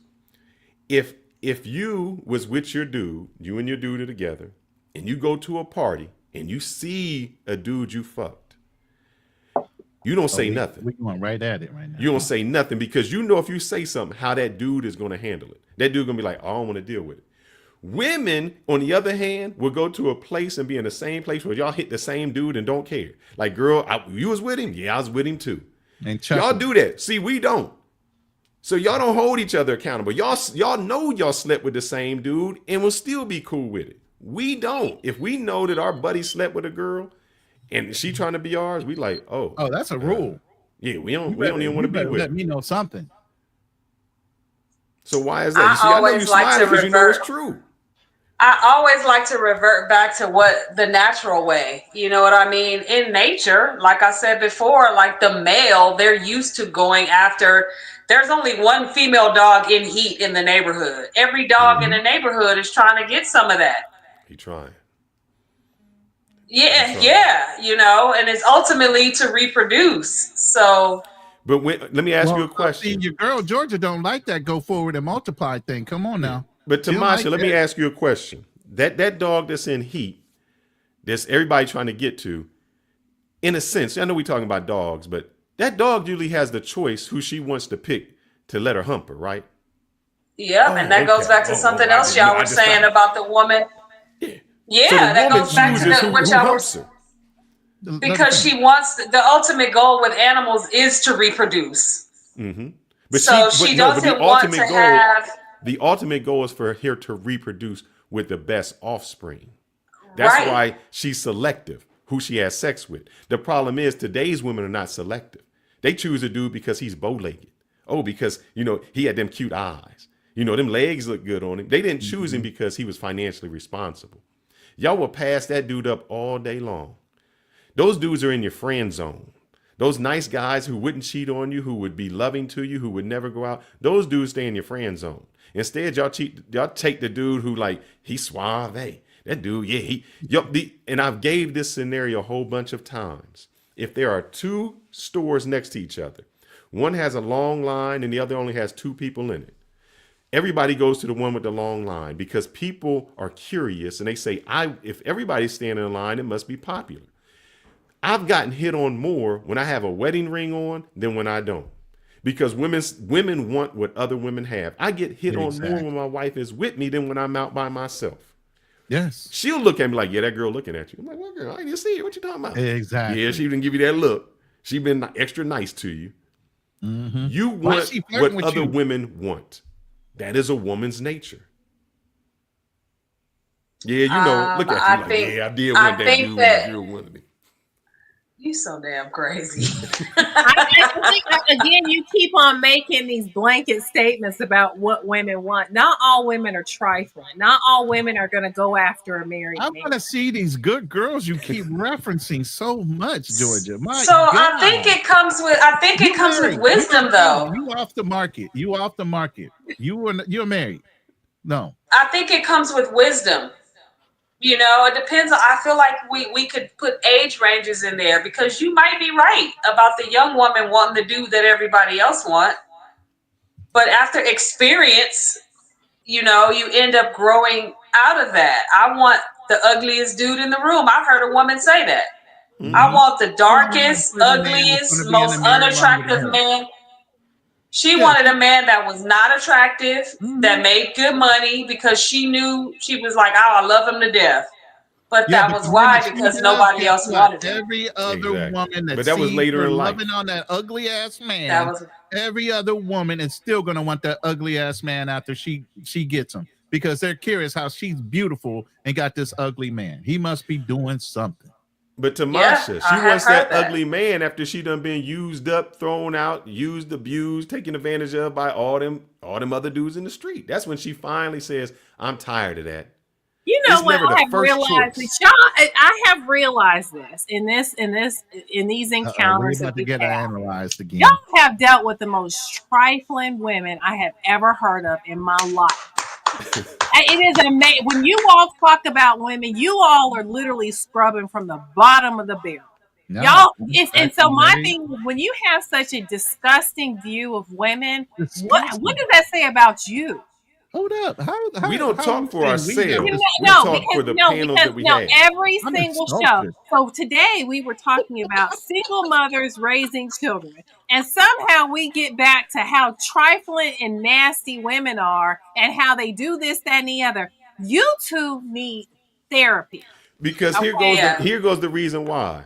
That woman will have a child with a man that's not good, and then blame the man. Wait, hold up. Let me see if I can find. Please say I can find this one. Here we go with another video and a statistic to prove you right. No. That I ain't even gonna be able to hear. Right. I just want to know, like, where did you? We're going to open up this panel so you can hear from other people, because since you think we're both psycho. You know, you're not psycho. You two hate women. I think you two literally hate women. How could I hate women? I want to get married again. How does you maybe look for a man. What? I feel like, oh shit. See how y'all like. First insults. I'm not insulting you, and I'm not. I promise I'm not insulting. When they can't. But my thing is, when every woman on this earth is so trifling and grimy and dirty, I didn't say why are you even looking for women anymore? I do hear some of the stuff that y'all say, and I wonder. I remember asking Georgia. I was like, "Girl, what women are they needing?" Here, Tamasha, Georgia knows we speak in a second or third person. This has nothing to do with me and Fearless. We're both very happy with. He's married. He just had a child. I'm looking forward to getting married for a third time, and I still don't hate women. Okay. But we have to speak to the young men that are on a daily listening basis. to us that are incels or have this issue. My sons, I have 3 young sons. I'm sorry, I have 4 sons. One's been married, he's 38, and then I have sons ranging from 30 to 35, all struggling in the dating market because how women are. So when I'm speaking like I'm talking about my son. How some women are. Some. Thank you. I would say 70-40. 70-40 don't add up to 100, but it don't even go together. I know, and I did it on purpose just to see her face. I knew you was being an ass by doing it.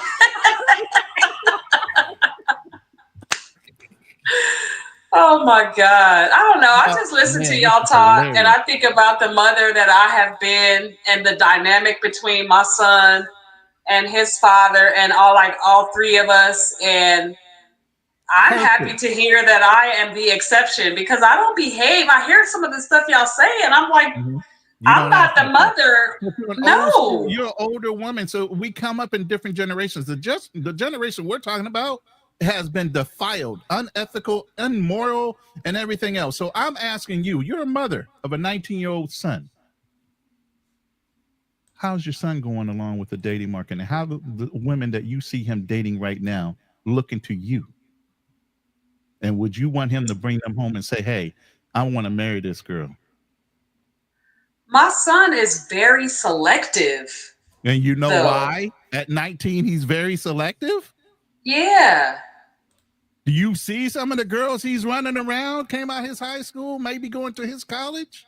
Yeah, I have. And he's like, Thank you. So that means that 90% of the women ain't even good for no him. Craziness. I'm talking facts. This is what Georgia keeps saying they trifling. So you just proved our point that 90% of the women that came out of his college, his high school, was trifling. I didn't say they were trifling. I said y'all were trifling. Why are we putting words in my mouth? I would have played this clip. He doesn't understand why women. At this point, he doesn't understand why they make certain decisions and why they put up with certain things. And when you say put up with certain things, what are you talking about? What are those certain things that he's kind of referencing? And something might play. How other men treat them. Yes. When you say how other men, so men treat him like shit and they like him. Yeah. Where he's a gentleman and he's getting. We just said that. We said women choose those men. Women are choosing those men. So they choose those men to procreate with and then blame those men for being bad men later on. I want to play this clip because this will sum it up. Thank you, sir. This is a Savage Radio host. I got that. Yeah, that was the cartoon that you didn't want to play, but it's on there. I know which one you're about to play. Based Giga Chad Radio host. What's this?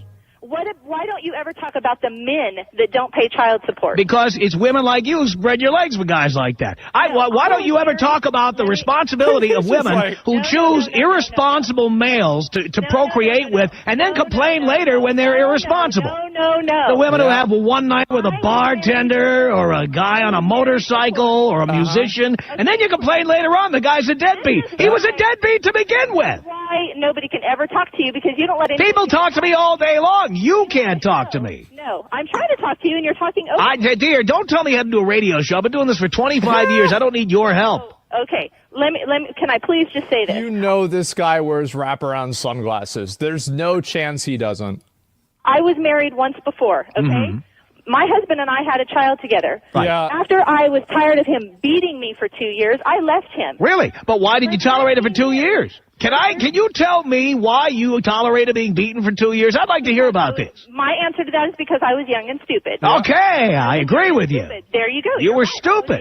No doubt about it. And now what are you going to complain that he doesn't pay child support? A guy who beat you for 2 years? Imagine that. The guy is irresponsible. Right. He beat me for 2 years, and now that deadbeat doesn't pay. So why is it my There's your big concern. Now we see why you're so upset about this. You chose a manifestly irresponsible, violent individual to procreate with. Then you're amazed that the guy doesn't send you child support. He didn't You're still, you know what, dear? You were young and stupid. Now you're old and stupid. I mean, you're still stupid. Oh, my God. You are still stupid. You expect a guy who beat you for 2 years now to suddenly become responsible. I cannot even believe You're this insane. radio. It is unbelievable. You can't believe what? I can't believe that you're still on the radio. I'm on the radio because I'm right, and I'm on the She wants to get him taken off, bro. She wants to get this guy kicked off the radio. Radio because I've got millions of listeners. That's why. Yeah, well, you've just lost one. Dear, you're not the target demographic. I really don't give a rat's ass. I'll bet your husband would agree with me. I'll bet your ex-husband would really agree with me. She hung up.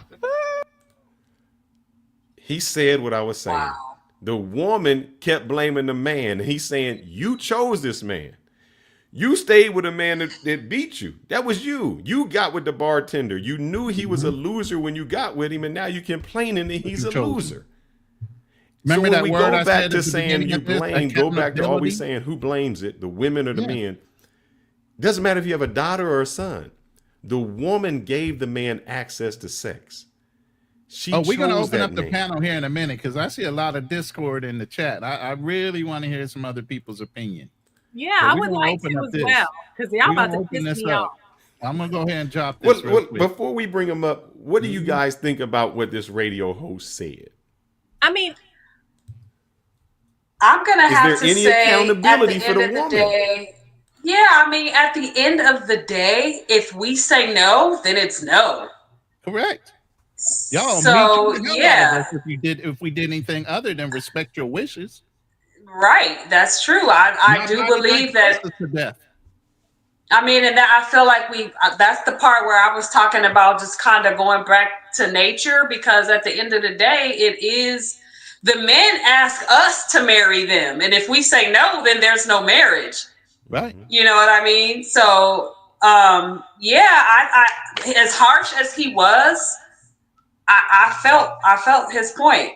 You know, how are you surprised that he ain't shit now and he wasn't shit then? You know, so that makes sense to me.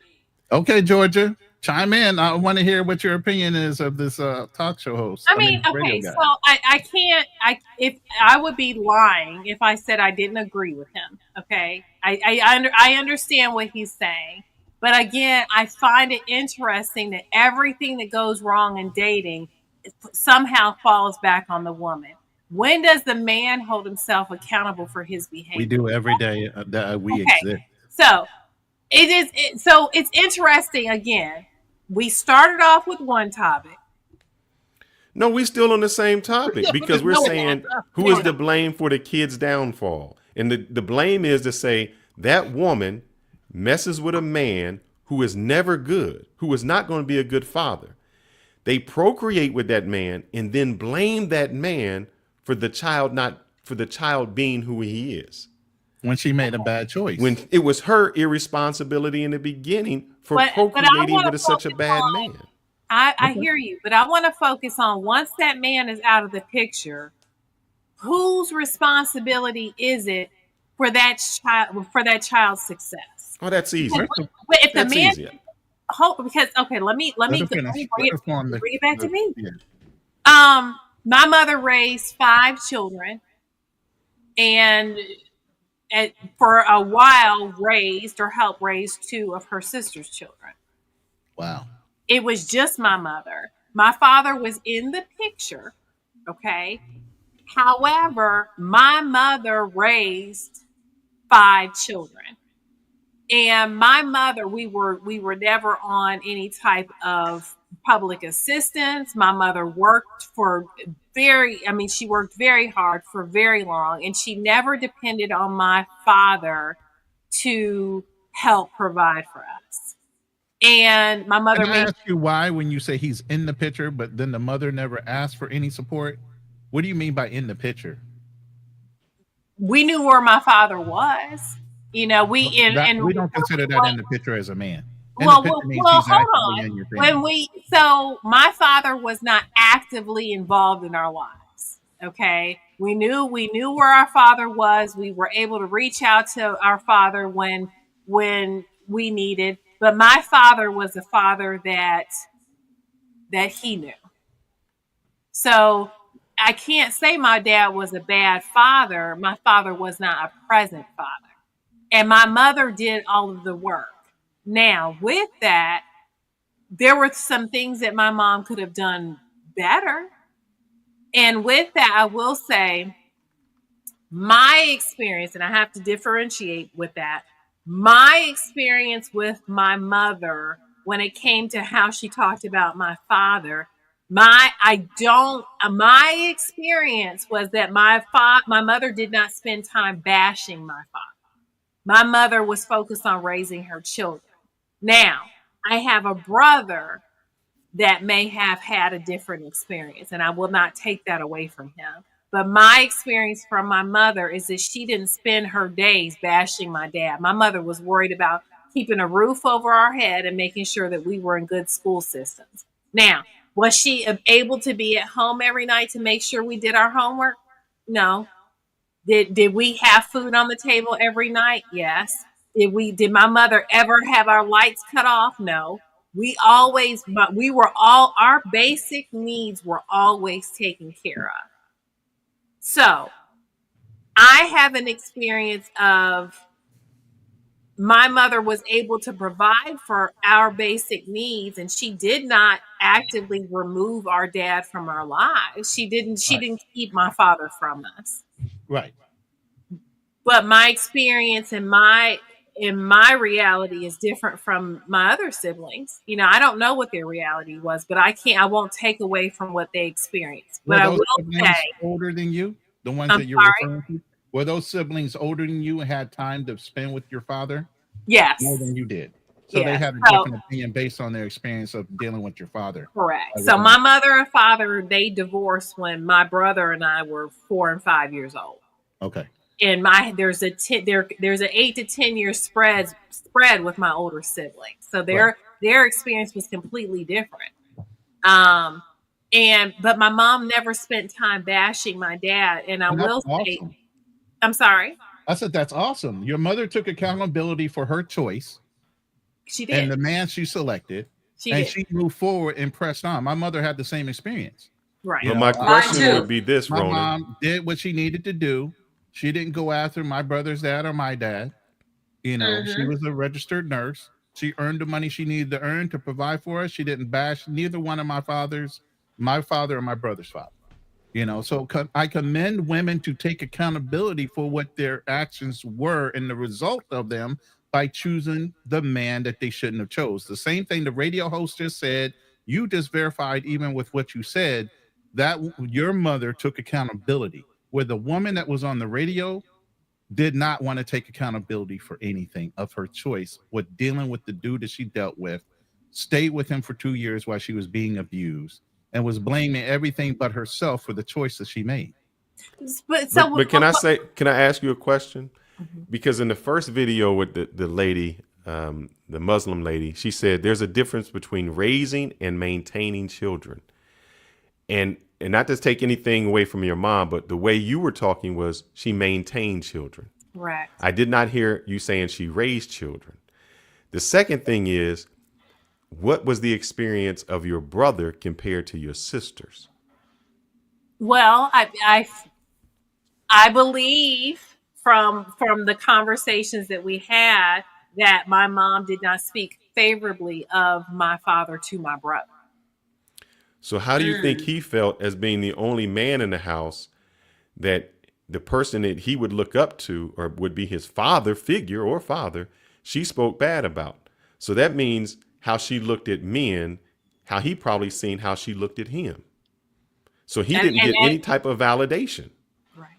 Because she probably raised the women to be strong like her. I'm a strong woman. You can be independent. You don't need a man. Because as you can see, I'm a woman who didn't need a man. Mm-hmm. How did she raise the son? Did she raise the son to be the man that she would have dated? Or did she raise him to be a man that no one would have dated? I think there was I think there was a fine line there. So I don't think it was intentional with how my mom did things. Again, my mother was also the product of her environment. So, you know, my brother definitely had a different experience than my sisters and I did. But I will say that when it comes to whether or not we were successful, at some point in our lives, we made the decision individually, our path in life.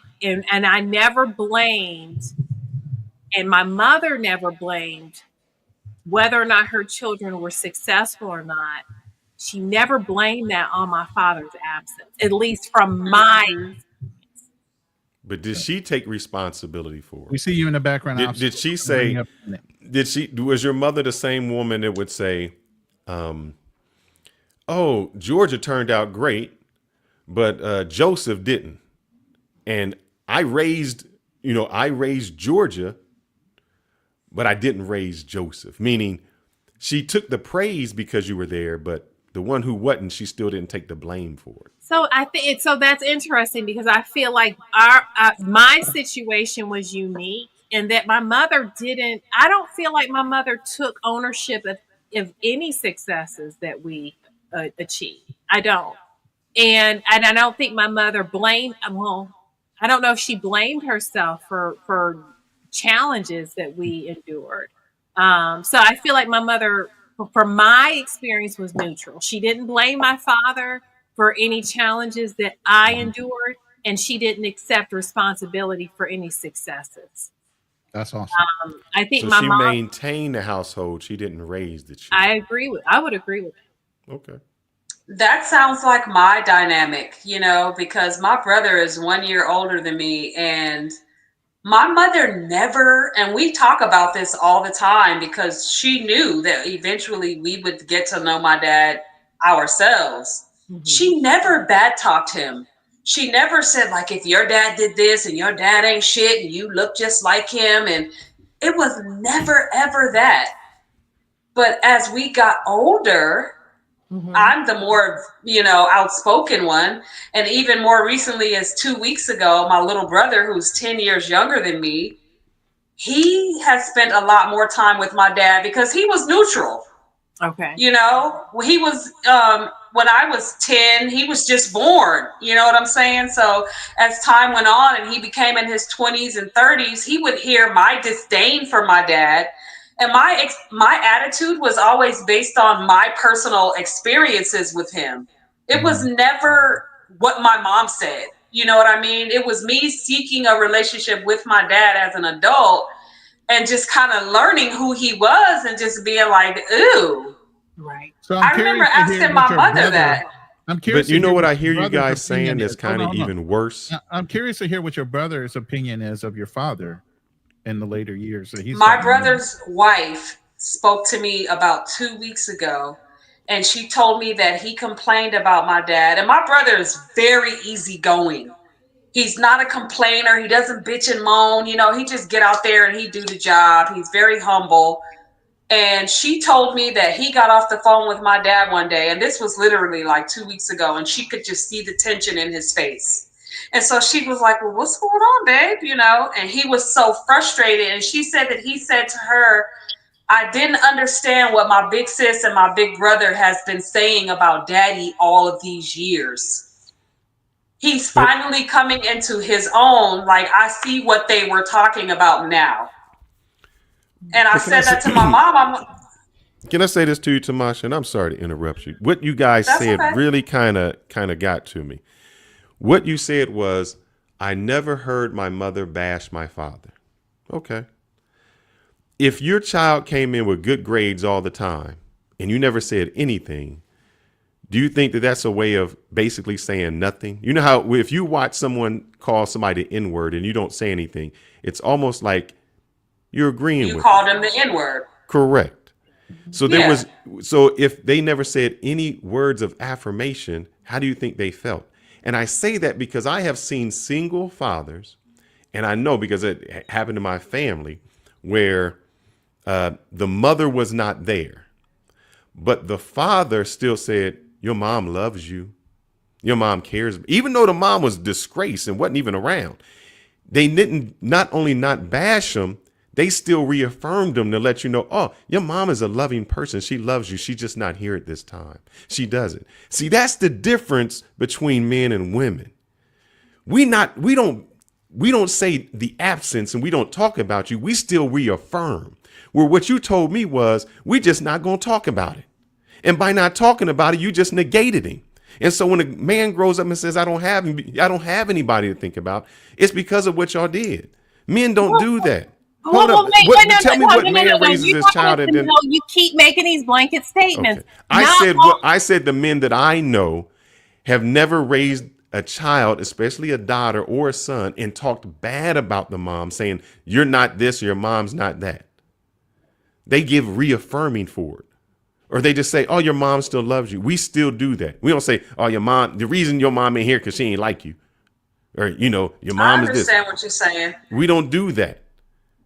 Your absence of saying nothing speaks volumes.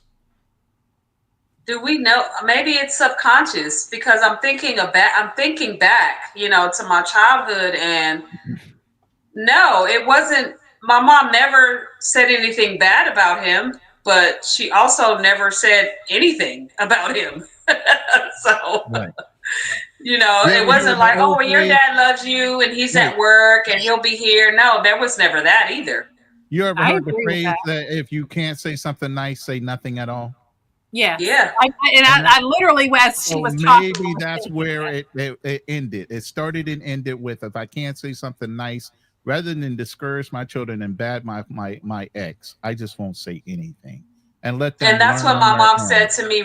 That's what she said to me recently. When they get older, let them learn on. That's what she used to say to us. She told me that she would say, because I said to her, Mama, I've said it to her over the last couple of years, Mama, you never talk bad about Daddy. And she was like, I just knew that eventually you guys would grow to have your. Yeah, she said you guys would grow to have your own relationship with him. And so recently I was telling her how my baby brother was feeling, like he had his own revelation and he's like, damn, I see what everybody's been talking about.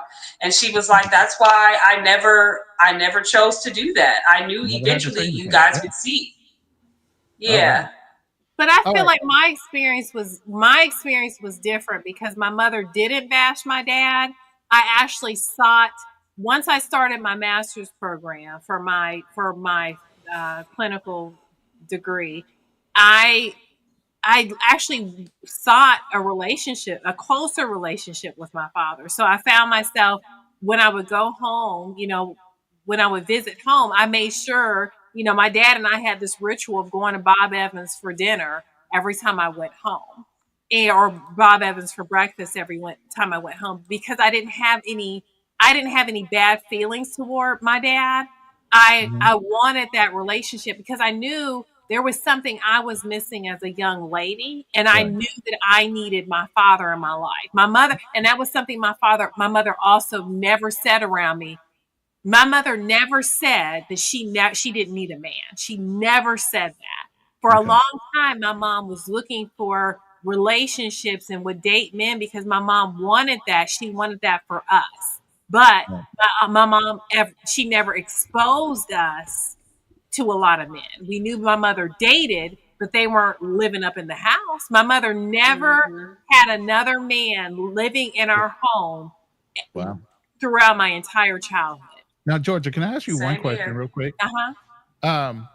Did your father meet your expectations once you started having a relationship with him? You said you had a traditional meal with him every time you came home. Yeah, my dad was like you established a decent relationship with your father. I did, and I'm very grateful for that because I feel like that helped me grow. I feel there was definitely things missing as I was going through childhood up through my teenage years. There was something missing, and then when I got a chance to really spend time with my dad, I realized again my father was a father that he knew. My father had a very absent father in his life. My father was one of 16 plus siblings. And so, by two parents, my grandfather, he didn't have mom, different sets of parents, but his mother and father had several children. Mm-hmm. And when I started spending time with my father, and I was able to read a lot of things that he left behind when he passed. My father had a very troubled childhood, but when I had conversations with my dad, my father was very loving, very present, and very open about how he messed up with my mom. And so I didn't have a bad relationship with my father as an adult, and I'm very grateful for the time that I was able to spend with him. But I will say, I hear what you're saying about, the fact that my mom didn't talk about my dad spoke volumes. But the fact that my mom didn't speak negatively of my father, that allowed me the space to get to know him on my terms. Right. I do know that my mother and father did not have a healthy marriage, but my mother never spoke negatively about my dad as a father. Yeah. So I'm grateful for that, because I got to know my dad on my terms, not my mom's terms. Right. All right. I'd like to welcome obstacles to opportunities. And to go back, obstacles, welcome. I want to play this one video that goes back to what the topic is, and then we can get into people's opinion on this. Black women say black men ain't shit. Oh yeah? Well, you ain't shit because you are the one raising these black men. Yeah. A lot of black men come from single family and single mothers. So you mean to tell me you women ain't doing a good job? Because why? You're being spiteful. You're raising boys and keep them away from their father. And you didn't put a father figure in the house. So just say you're a shitty mother. Yeah. You didn't do a good job. A woman cannot teach a man how to be a man. A man need a father figure. So now you black women are the one who ain't shit. Yeah. You went out and raised children that wasn't good. You said, right? You said you can't find a good black man. Well, raise good black men. Let them see their father. Stop having children with men who don't want to have children with you. If a man say he don't want to have a kid, believe him. Stop having babies with people who don't want to have babies. If a man tell you he don't want a baby, well, don't have it. There you go, black women. This was not Fearless saying that. That was a black woman. That sounds like to let you know. setting it up to be saying it. You just had somebody else say it for you, Fearless. Yeah, you just had somebody mouthing for you. Don't blame me. Since it came from a black woman, it was more acceptable. But go ahead, obstacles. Welcome to the board or the panel. I know you've been listening to the whole live, and any input you want to put in from what you've heard already, by all means, go at it. Yeah, shout outs to everybody, number one, first and foremost. Much respects to everybody on the panel taking their time out to have this discussion. So, dealing with the topic, I'd like to take a different direction and speak straight to the kids, whether they're in a single-parent household or two-parent household. And it's not a rhetoric that most people get. Listen, you got to humanize your parents. That's the problem. People attempt to put their parents in a checkbox. Your parents were something before they became a mom or a dad. And you forget that. You got these societal markers in your head. My dad should do this, be at my soccer game, and then follow up by being my football game, then followed up by spending money on me when I need it in order to. That's not people. People are people. And as you humanize them, then you kind of get to know the person versus the nomenclature you're trying to put them in. I'll say this, my mom wasn't there. She had to work, and the government supplemented us 70%, and she just worked, and that was about it. I wasn't homeless. I didn't get violated like other kids get violated in this world. My life was not that bad. But to sit back and quarterback Monday this thing as if having children is easy and making them grow, you can't do that. So I think it's important for kids to know you could strive without a father. You could strive without a mother. You could strive out with the parents and give them information how to tap into resources. Maybe 100 years ago, it would be different, yes, because the father could impart things that you could survive economically on. He'll teach you lessons. But today you have the most powerful communication in your hands, which is a smartphone, and you can learn anything that you need. So I used other men as resources. I used the military as fatherhood, as brotherhood. I knew that being young when I was growing up and coming out of high school. So I didn't say, oh man, my mom ain't raised no man out of me. I said, you know what? I'm gonna go to the military. Maybe they can help some more. You know what I'm saying? Like I was observant like that, just about myself and where I was at and growing. And I didn't blame like my mom or blame my father who died or even the stepfather who was a crack dealer and used to beat on me. Like I never blamed those individuals because that wasn't gonna help me. It was my life. It was my choices from here on out. And I could be destroyed by my environment or I could be striving, even learning from my environment and my situations. So I think it's good for kids to have that because what happens is you just sit back and say, my mama should have did this, my daddy should have did this, and maybe they should have stayed together for the kids. And look, that's hard to try to solve. It's best to solve your problems and what you think about it and how you move forward versus trying to externally place blame on a mother and father. But you do need to identify toxic things that they do and, you know, protect yourself from that as you get older and continue to grow and develop. But, you know, at the end of the day, it is your life and you're the blame for your outcome. You can't blame it on your parents. But I'm going to give you some pushback on that. I call that the Oprah Winfrey life. And what I mean by that is when people say, well, Oprah Winfrey got raped, she did this and she could make it. And I hear a lot of people of Caucasian say, well, such and such made it and they didn't have a dad. So why can't you make it? And the analogy that I give is this. There are two twins. Their parents are alcoholics. They ask one twin, why aren't you an alcoholic? And they say, because I grew up and seen my dad drink all the time. There's no way I would be an alcoholic. They ask the other twin, why are you an alcoholic? And they say, I grew up watching my dad drink all the time. That's why I'm an alcoholic. I say that to say just because you have that experience and you say, I can pull myself up, not everyone has the capability of doing that, even if the same circumstances still exist in their life. So some people may need a different, you know, we can say, yeah, maybe you didn't have a father and a mother or, you know, a father figure, how that was, and you were a success story.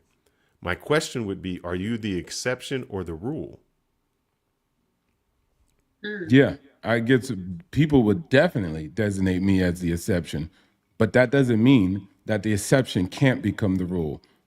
Now you have to ask yourself, and this is why I say most people don't think 2 layers deep. They just say a quote and end it there. Skip quotes. I'm trying to solve a problem. Why is that is the rule and not the exception? And I think that most time people are given kids narratives like that. They say, oh no, you know what? Because you just didn't have your mom and your dad, that's why you're prone to sell out and go to jail and end up 6 feet deep. You don't have to end up 6 feet deep because you don't have a father. That's nonsense. But people continue to promote it. And so you're providing a mindset via conditioning, via the culture to give those kids that idea. So I'm the type of individual that obviously through the results of my life, I defy exceptions or the rule, excuse me. So net, I'm going to promote it. Now you could promote that other kids are going to be the rule. I'm not against you doing that. I'm not against other people saying I'm trying to get families to stay together. Do your thing. But I'm going to give kids workable solutions with my strategy, which is, hey, other people like to say, you're the exception and I'm normal, just like you. I'm not nobody special. So again, I just want to tell kids that, and maybe they'll learn and say, you know what? He is just like me. You know what? Maybe he's not special, and maybe I can do it too. So I think your example just showed and proof of what I'm saying. 2 kids, same household, dad was a drunk, 2 different outcomes. So I'm coming through and saying, hey, I'm the angel on the right shoulder tapping him and saying, you can do it, don't drink. I understand that, but Do you think that it's easier to become a millionaire by making it yourself or by inheriting that? And not by inheriting, I would say this, by having rich parents. Well, the stats prove opposite. The stats prove that the majority of people who are millionaires are all self-made, no contributions from the family. The small minority get it inherited. So it actually would prove the opposite. No, that's why I rephrased it. Would you say that it would be easier to become a millionaire if your parents were millionaires? No. Or would it become easier to become a millionaire if your parents were on welfare? Well, again, the statistics prove that the majority of people who become millionaires don't have it given. The people who are given millionaires end up broke. That's the facts. 70% failure rate for inherited wealth, followed by 90% by the second generation. 85% have no money. The next people who become millionaires is 28%, and that's under 25,000. So it's not even that much, but let's just say, maybe your parents got money if they give you 25 grand. Okay, cool. The majority still peaks the people who got no money, period. Their parents are broke and no financial literacy, at least in their livable life. So if you have children, would you just say, hey, you don't get anything, make it on your own? Yeah, actually, the parents who are successful with passing on generation tend to tell their kids, this is not your money, you are broke. This is me and your mom's money. Not money. Doesn't have to be money. But see, what you did was you said you got it on your own. You didn't have someone coaching you. I would say the difference between a wealthy parent or a rich parent is they teach them the lessons to become it. Example, no one taught me about financial literacy.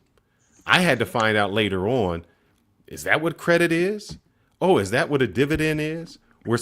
So each time, especially in the Black generation, we start over from scratch because no one is giving us that knowledge.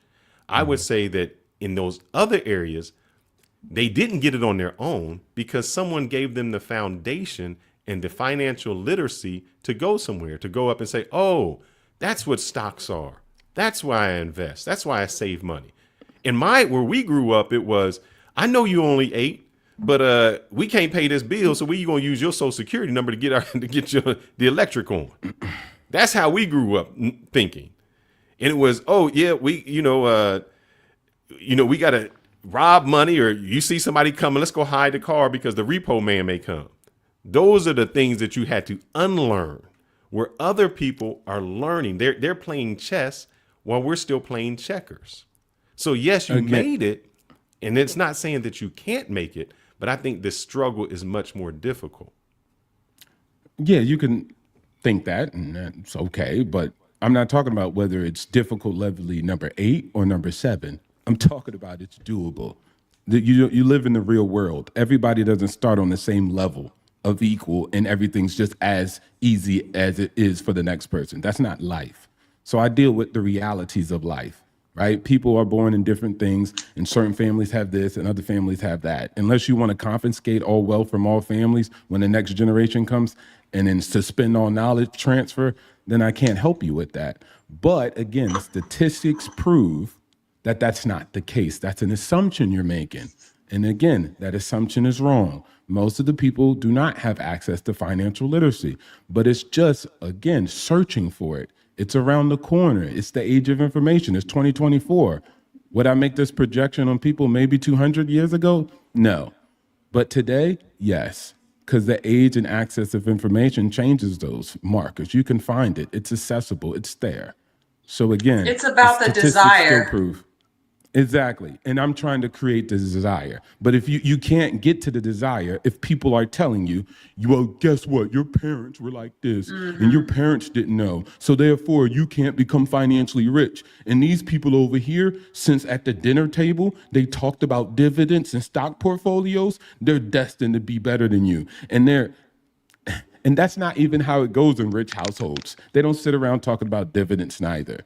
So again, that's one of the things asset managers who train rich families attempt to show that the parents what to do. But parents are not financially educating their kids. So hence why the transfer of wealth is not working. Because a lot of parents just give it to their children, right? They're like, I don't want them to go to the struggles like I had to, and they just give it to them. And so that's the big problem that, I push people back who on that because educate I just those did a people- whole video That's on okay. that. You can push back. It's okay. We where can they agree to teach their disagree. kids. They actually teach their kids that and I went to a private school in which that happened. The private school that I went to, we played sports, but we always lost because they was nerdy kids. And this is the chant that they would say. That's all right. That's okay. You're going to work for us someday. That was the chant. They didn't care if they lost. Yeah. Their chant was, we don't want to play. We want to own. And they would always teach them. And what I learned in that school was this. Those kids always ask why. They went against the status quo. They always questioned authority. Those are the things that make people different. In our black homes, it's like, don't be asking me why. Do what I say, not what I do. Those are the lessons. And maybe those aren't the actual financial lessons, but those are places that they create leaders and not followers. To go back to another question, what you say is, if you don't need it, would you agree with any type of affirmative action or DEI? What is DEI? Diversity, equity, and inclusion. Yeah. Okay, shows you what I know. Yeah, no worries. No, I mean, at the end of the day, man, look, I think it's like this. And again, I know what I'm talking about, and so do you. We just have different perspectives, and I agree to disagree. But again, my message remains the same. You can do it too. But you didn't answer the question about affirmative action of course. or DEI. No, because I don't want to go into that one. I'm sorry, I just don't want to answer that question, but you can talk about it if you want to. But my stance is the same position, guys, that you could do anything, right? You could do it just like the next person. The statistics on what I'm talking about at wealth, I don't know about this high school and what they were chanting. That doesn't mind me. At the end of the day, it's financial literacy. It's out here for you guys. And the same thing, you can't put your future in the hands of your parents. You have to change your own, and you have to take charge. Your parents are human, and they're going to make mistakes. You kids used to work in mines and factories. Things weren't always easy for kids. It's been difficult for humans for a long time. You guys got the most opportunities ever that humans have had on the planet. I'm telling you that the future looks bright. It's in your hands. It might not be equal for everybody. Yes, another family might have this information, that information. They don't succeed neither. Actually, the odds are in your favors. I looked at the statistics and I know them. So go get it. You can do it. That's kind of my message. And so I would have to the women on here, because I know before on one of our panels you were saying that the double whammy being a black woman and things like that. How do you guys feel about what he said? Meaning, I won't put words in his mouth, but I'll say it like this: you can do it. You don't need nobody to show you. You know that, hey, it's fair out there. The knowledge is there. You don't need a handout or anything like that. How would that, or how do you feel about that? Let's just say that. I want to say I agree, and thinking about just the things that my mother did instill in us, with my father being absent from the home. Again, my mother worked every day. My mother, we never had anything turned off.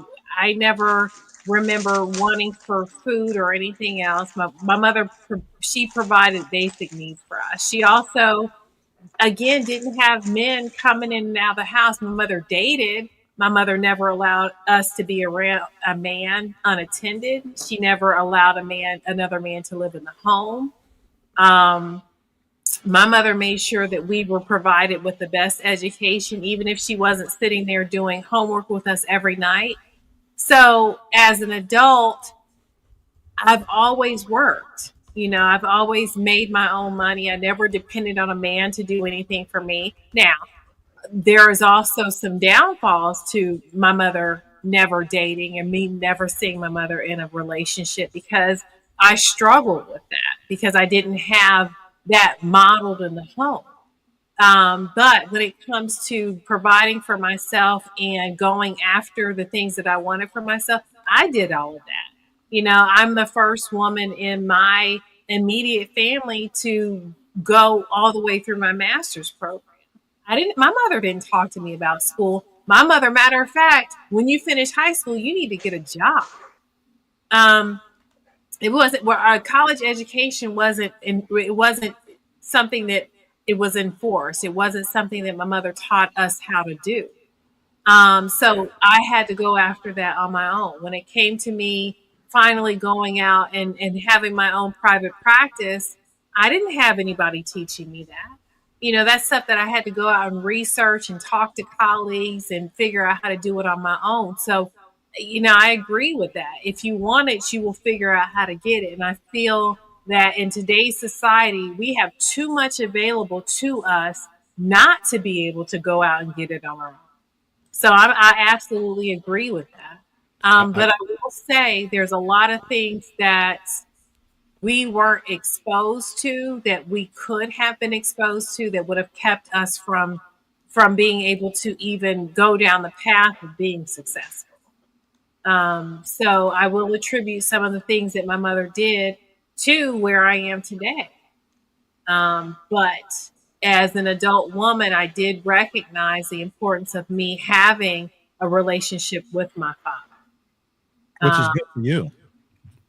And I guess what you're saying, I guess I would draw the line between wealth and rich.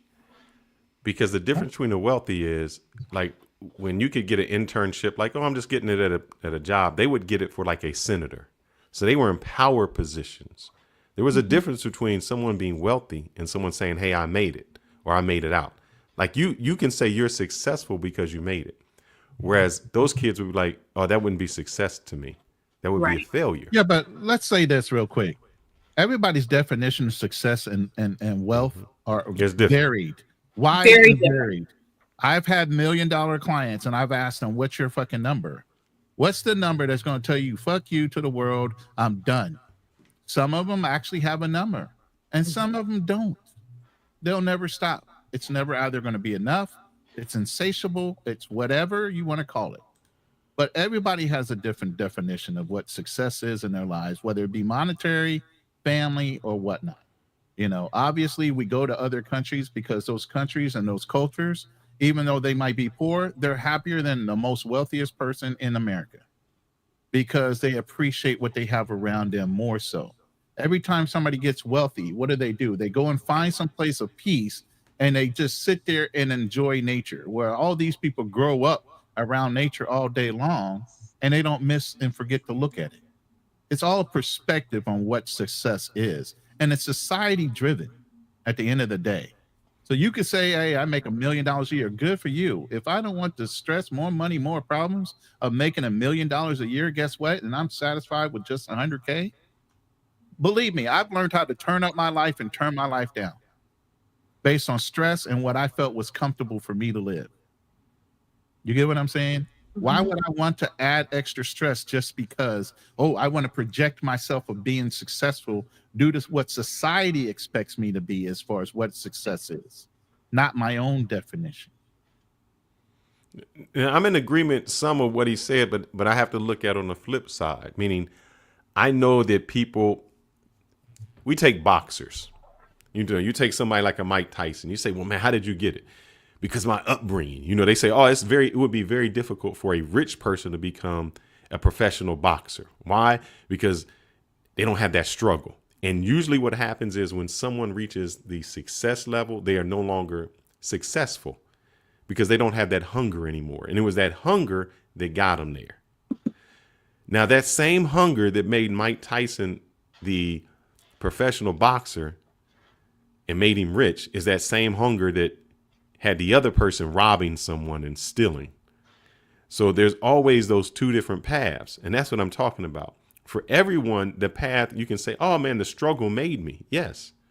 But sometimes that struggle destroys the other person. And if we don't help the person that destroys, we can't blame them and say, you didn't make it because, and you say, I made it. I'm a professional boxer. You see what Mike Tyson did? That method doesn't work for everyone. Some people won't be able to take that same path and will need a different way of formulating and making being successful. Can I ask a question? Which is something. Okay. I'm sorry. Well, I would like to know how many of us on this panel were raised by single mothers. halfway through my life, I'll say. I mean, yeah, my mom and dad got a Drew, we divorce don't when I even was know Drew's 15. hand is up. But Drew, you have to acknowledge that or not. I don't know. Yeah, halfway through my life too. Okay, so Yeah, I was in the 9th grade. Okay, and like I said, I was literally 4 or 5 years old from the time that my mom and dad divorced. So I'm curious to see how many of you actually spent one-on-one time with your mothers and really talked about just your emotions and just what you were going through as a child. How many of you had those conversations? Oh, I done broke all my generational curses. I done broke the son Oh, husband thing. I'm actually talking about your relationship with your mother. How many of you actually had one-on-one conversations and time with your mothers talking about feelings, talking about your father's not Why being she didn't present? teach me certain things, why she let the world teach me versus what she taught me as far as being a gentleman. We've had this conversation. To answer your question, I've had that conversation too. Right. Yeah, absolutely. Yeah, I have definitely, even more recently, have had those conversations with my mother, and she wasn't very receptive at first. But now she's expressing things that she went through growing up. And I even told my friend, I'm like, my mother needed to talk about that. Something that she never talked about before, like how abusive my dad was to her. She talks about that now, but she wouldn't in the past. She didn't. But I mean, I'm talking about as a child. That's what I think the difference is, because it's like my mother passed away when I was like 23. Maybe now I would have had that conversation, but my path has already been written. Correct. I think what you're saying, Georgia, is at the time that it really meant something, right? That you would have been influential. Did they break it down when you were 14, 15, 16, before you became an adult? Did you have those conversations? I did not. I did. But were they, thinking about culturally, where are we from? Were our parents and grandparents willing? Well, hold on, and I was gonna get there, but I want to ask the question because I think this is very relevant. How many of us actually sat down and had conversations with our mothers about our father's absences in our lives as children? Yeah, absolutely. My mother, let me put it this way. At 13, my father came back into my life because I went home my 8th grade year, and I was going to stay in Baltimore, Maryland with my father. My mom literally jumped on a plane and flew and got me and brought me back to where she was so I could go back to high school with her. She gave me the opportunity to sit and meet with my father. Then she gave me a second opportunity because my mother never married my father. But I saw how they interacted. They were like oil and water. But she goes, well, I'm willing to marry your dad just so you can take his last name. I said, for what? Why? I'm already grown. I've already formed who I'm going to be, no matter what, whether my father's in my life or not, presently, by being married to you. Why would I cause you to suffer if you guys don't get along for my fucking benefit? That doesn't make any sense. But I've gone through all that whole thing with my mom throughout her whole life. She's 80 years old. Mm-hmm. I've had several conversations, in-depth conversations on everything. As a child. I've ever did. Even as a child, I have not been a quiet individual. I've always spoke my mind. No, that's not. My mom was straight up saying a kid stays in the kid's place. No, I never had that conversation. No. And I didn't either, Ronan. I'm asking a specific question. Mm-hmm. When you were a child, did your mom talk to you about your feelings about your father not being in the Yes. How else would I be able to get to go home and visit him on an off-regular basis? She literally put me on a plane as a kid, and this is back when they used to have the stewardess sit you in a freaking seat and watch you until you got off the plane. And when I got off the plane, I would walk into my dad's hands, who's standing at the gate. So absolutely, I've had several conversations growing up dealing with what was the whole separation between me and my mother and why it is what it was. Okay. When she says that, were you able to say, I want to be with my dad. I love my dad. I want to do this. Yes, in my 8th grade. And your mom was open to the take conversation, or was she like, why the hell you want to be with your dad? No, well, let me say this. When I opted after spending a whole summer in Maryland, my mom said, well, you can start high school there if you'd like to stay. She was testing me. And I said, I absolutely would love to stay here with my dad. She didn't accept that and jumped on a plane and came and got me. I just said that. Okay. She still wanted her son to be with her, even though I identified that I have no problems with spending time and getting to know my father and the rest of my family even better than I had for that summer. So your feelings didn't matter? No, absolutely not. And you can say the same thing with Tamasha. She held on to her son just out of either just the sight of saying that you're not a good mother or whatever society's edict is, that if I let my son stay with my son's father, for some reason that might look bad on me as a mother.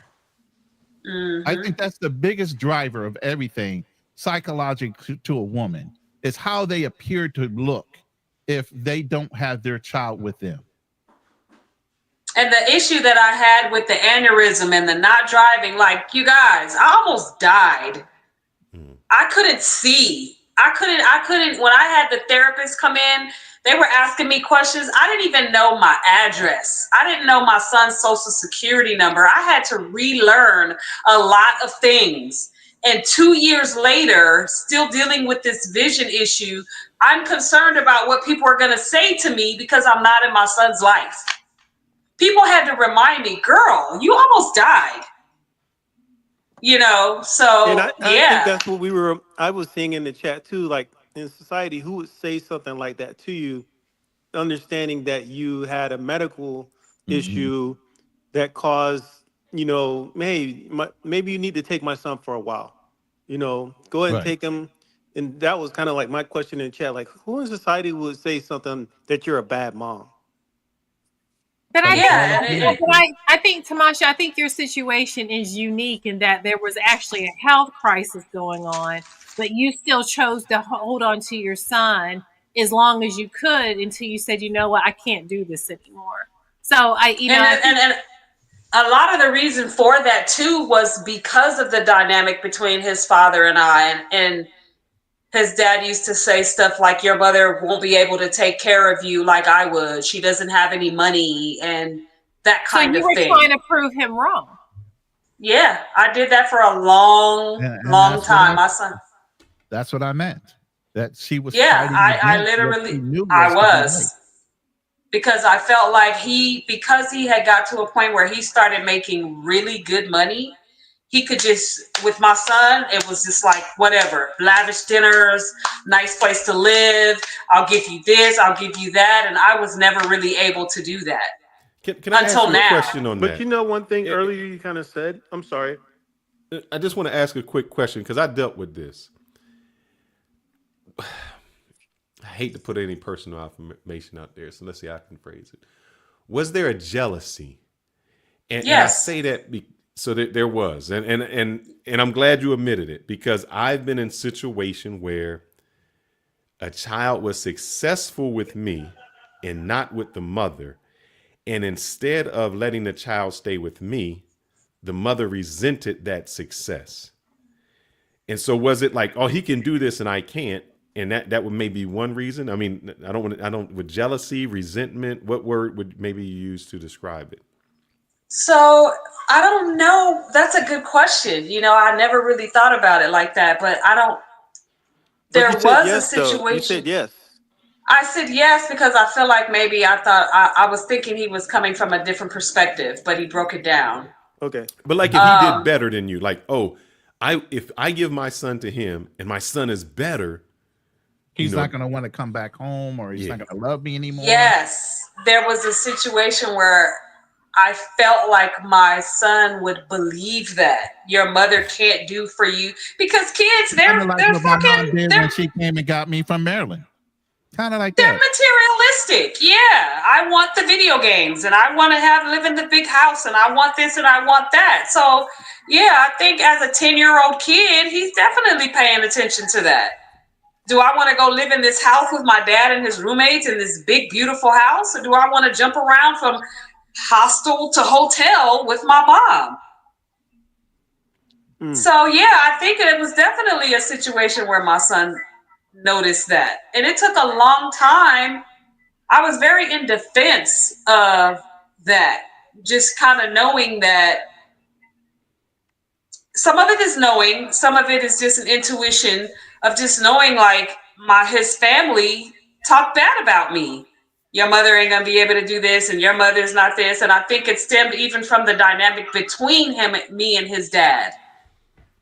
You know, So just people drawing their opinions. So do you feel like at some point ego?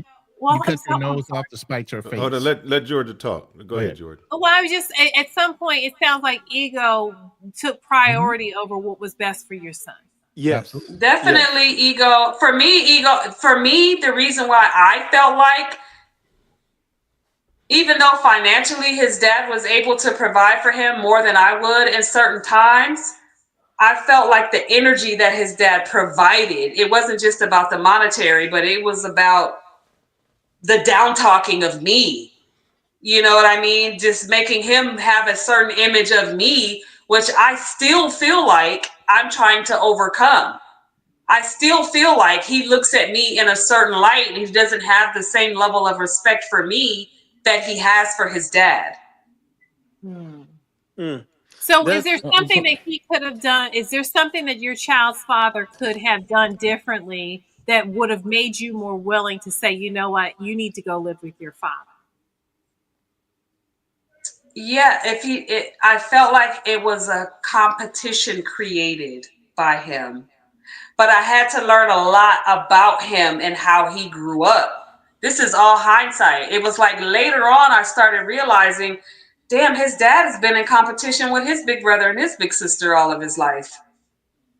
You know what I mean? So life has been he's been always trying to prove himself to his older sibling. Hello. So I kind of started coming to the conclusion that, damn, it's just been a competition.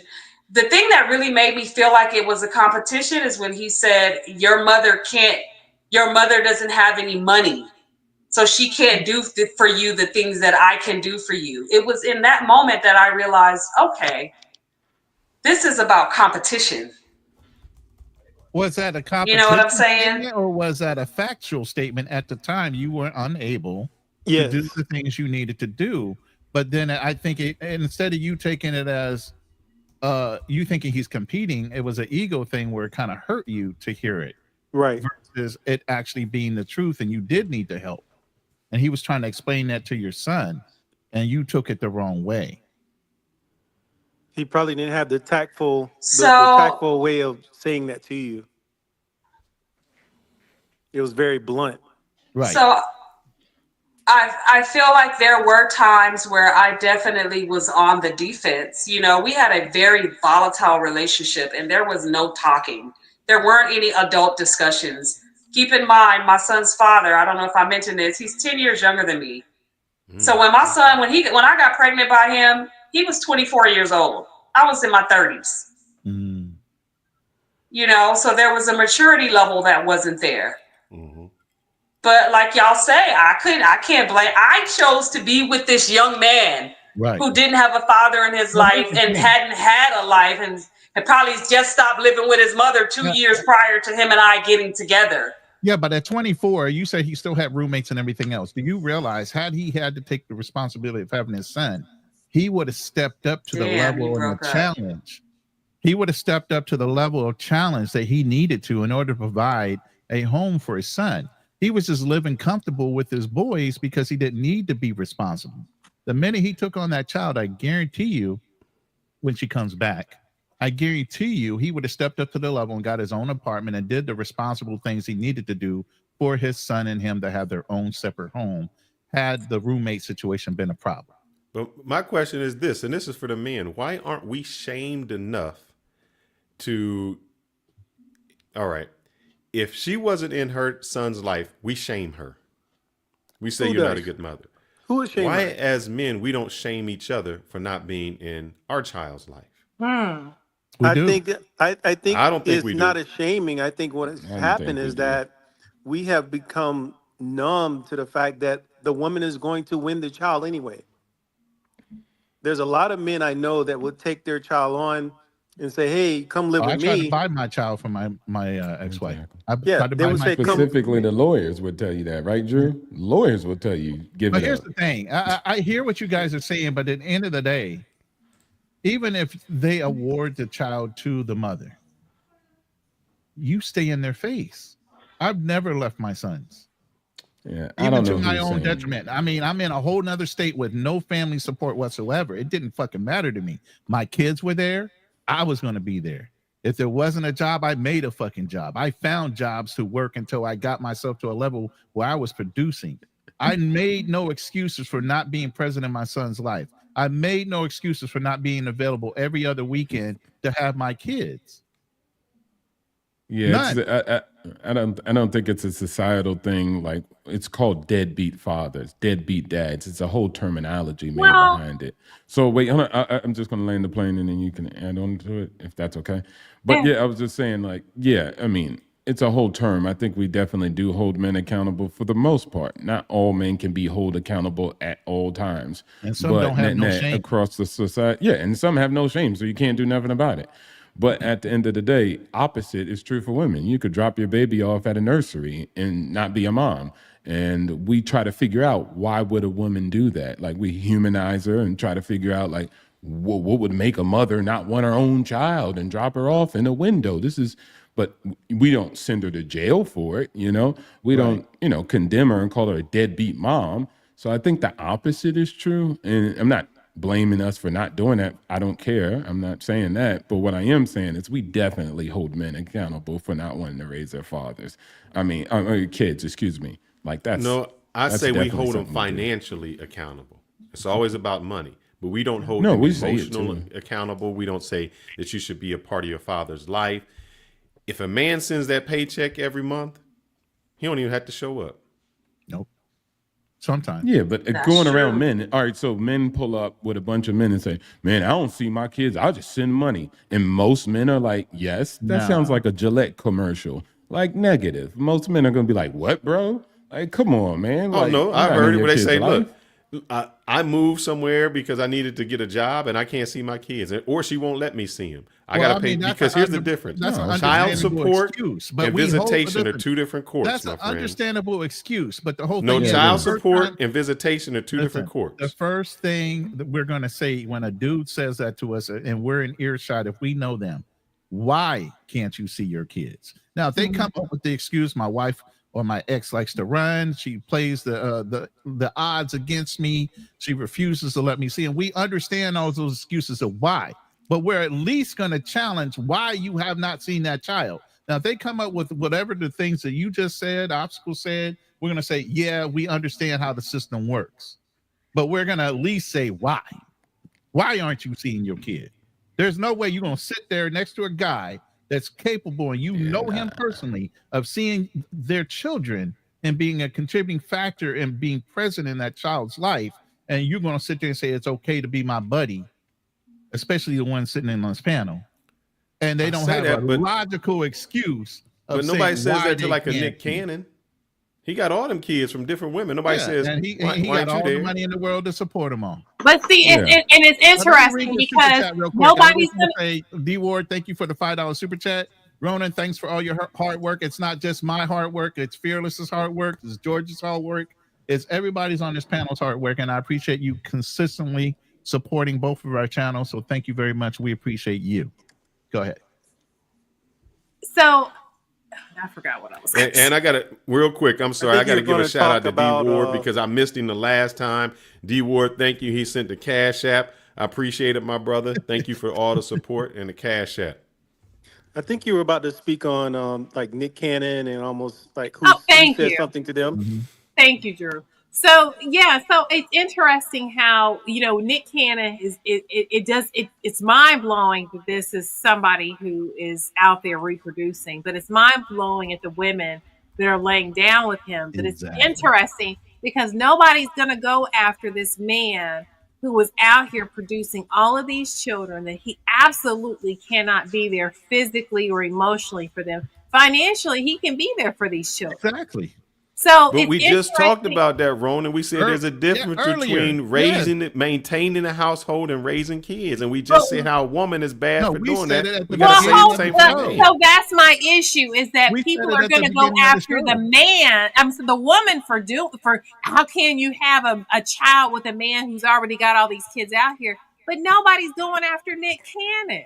Hold on. I So don't let me think speak to most that. men go after women for not doing that neither. This is a Right. different type of conversation we're having, but general public, most kids understand that their mom has to work, just like me. We weren't in a household like, man, our mom, all she do is work and she ain't raising us and ain't giving us enough kisses. Like, Shit, I was the people last really love their kid. mom. Come on, man. We got, if you a crack fiend, you still a black queen mama. Like, get real. Have you ever heard somebody say, if you a dope head father, you still a black king? Like, no, we love our mamas. People love their True. mamas to extremes. So come on, guys. Nick Cannon is definitely not the scope we want to use for the rest of the society. Nick Cannon's and bring him up on charges. What are we going to do to him? Put him in jail? Like, I mean, When what all the charges are women we bringing up? absolutely knew that he had children and he's supplying enough income for these women, even though they're living individually and he might not be a contributing father, he's a bad example of what you would consider fatherhood, but he is supplying all the financial support for all these women. They knew what they were getting into when they laid down and chose to have a baby with them. So at the end of the day, yes, it's partly his fault for not being a present father, but we still got to look at why the woman is taking the money.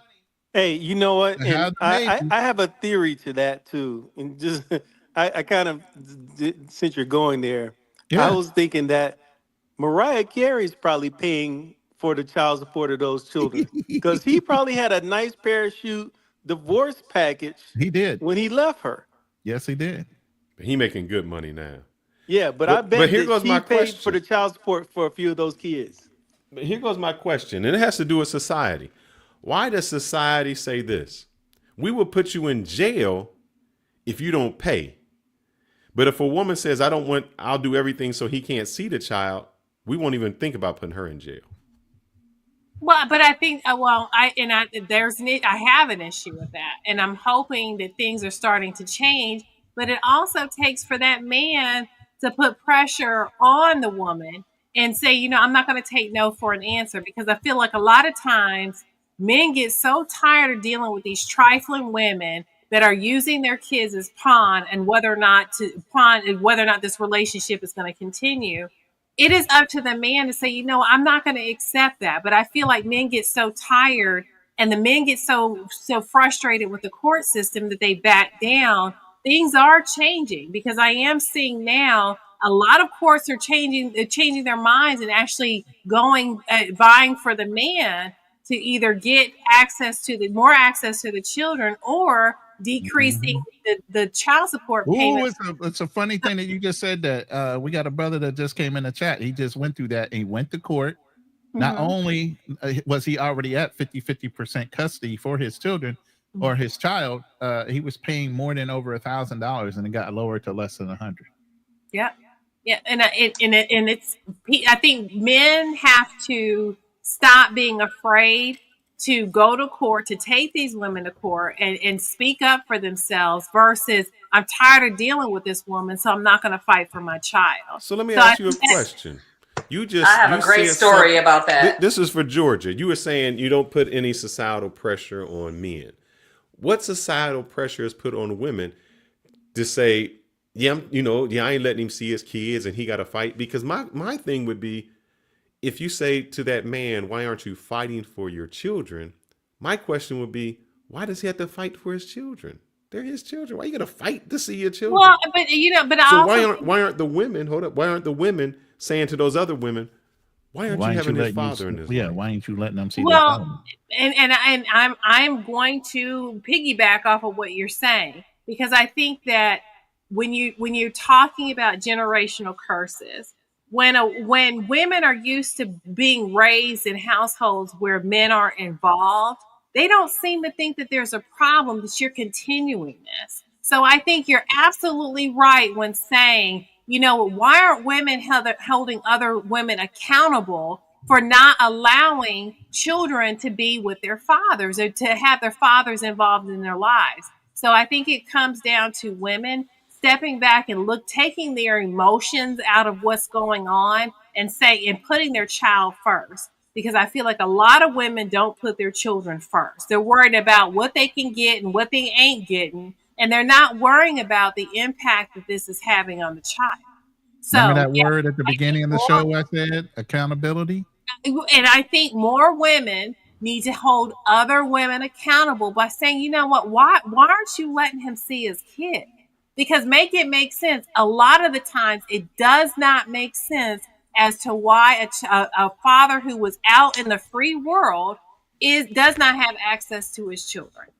So I got a question. This is about therapy, because let's bring it back to what we started at. You're in therapy and you have a woman that comes to you and, she says, just like she's saying, hey, the father ain't there and this kid is bad. And she starts to blame the father. Or I don't know the scenario that you would hear, but what is your response to that? Or what is it that you are hearing from these? I don't want to just say women, but let's just start off with women. When they say, hey, I can't do it because the dad isn't there. He was never in his life, whatever the excuse is. What are you saying to these women about that? So I'm a cognitive behavioral therapist. So I believe that everything that happens and everything that's going on with the individual stems from childhood. So anytime I hear that, I always go back to, what was your relationship with your father? And most times, if that woman did not have a relationship with her father, she doesn't have an issue with keeping her child away from their father. I see it all the time. So I always have to go back to challenge to say, okay, why wasn't your father in your life? Well, my mother hated my dad. That's not a reason to keep your child away from their father. So once we resolve the core issue of what is going on with that woman, we will get to, okay, how do we get this child with their father? But do they want to? I'm trying to figure out, you're talking to them and there's resentment, there's that. How much pushback do you get back to just not even want the mother wanting to have that father in their life? I can understand if they're abusive, they're whatever all those bad things are. But when they're not, what excuse is it that keeps them from there? I don't get a lot of pushback when I go back to childhood.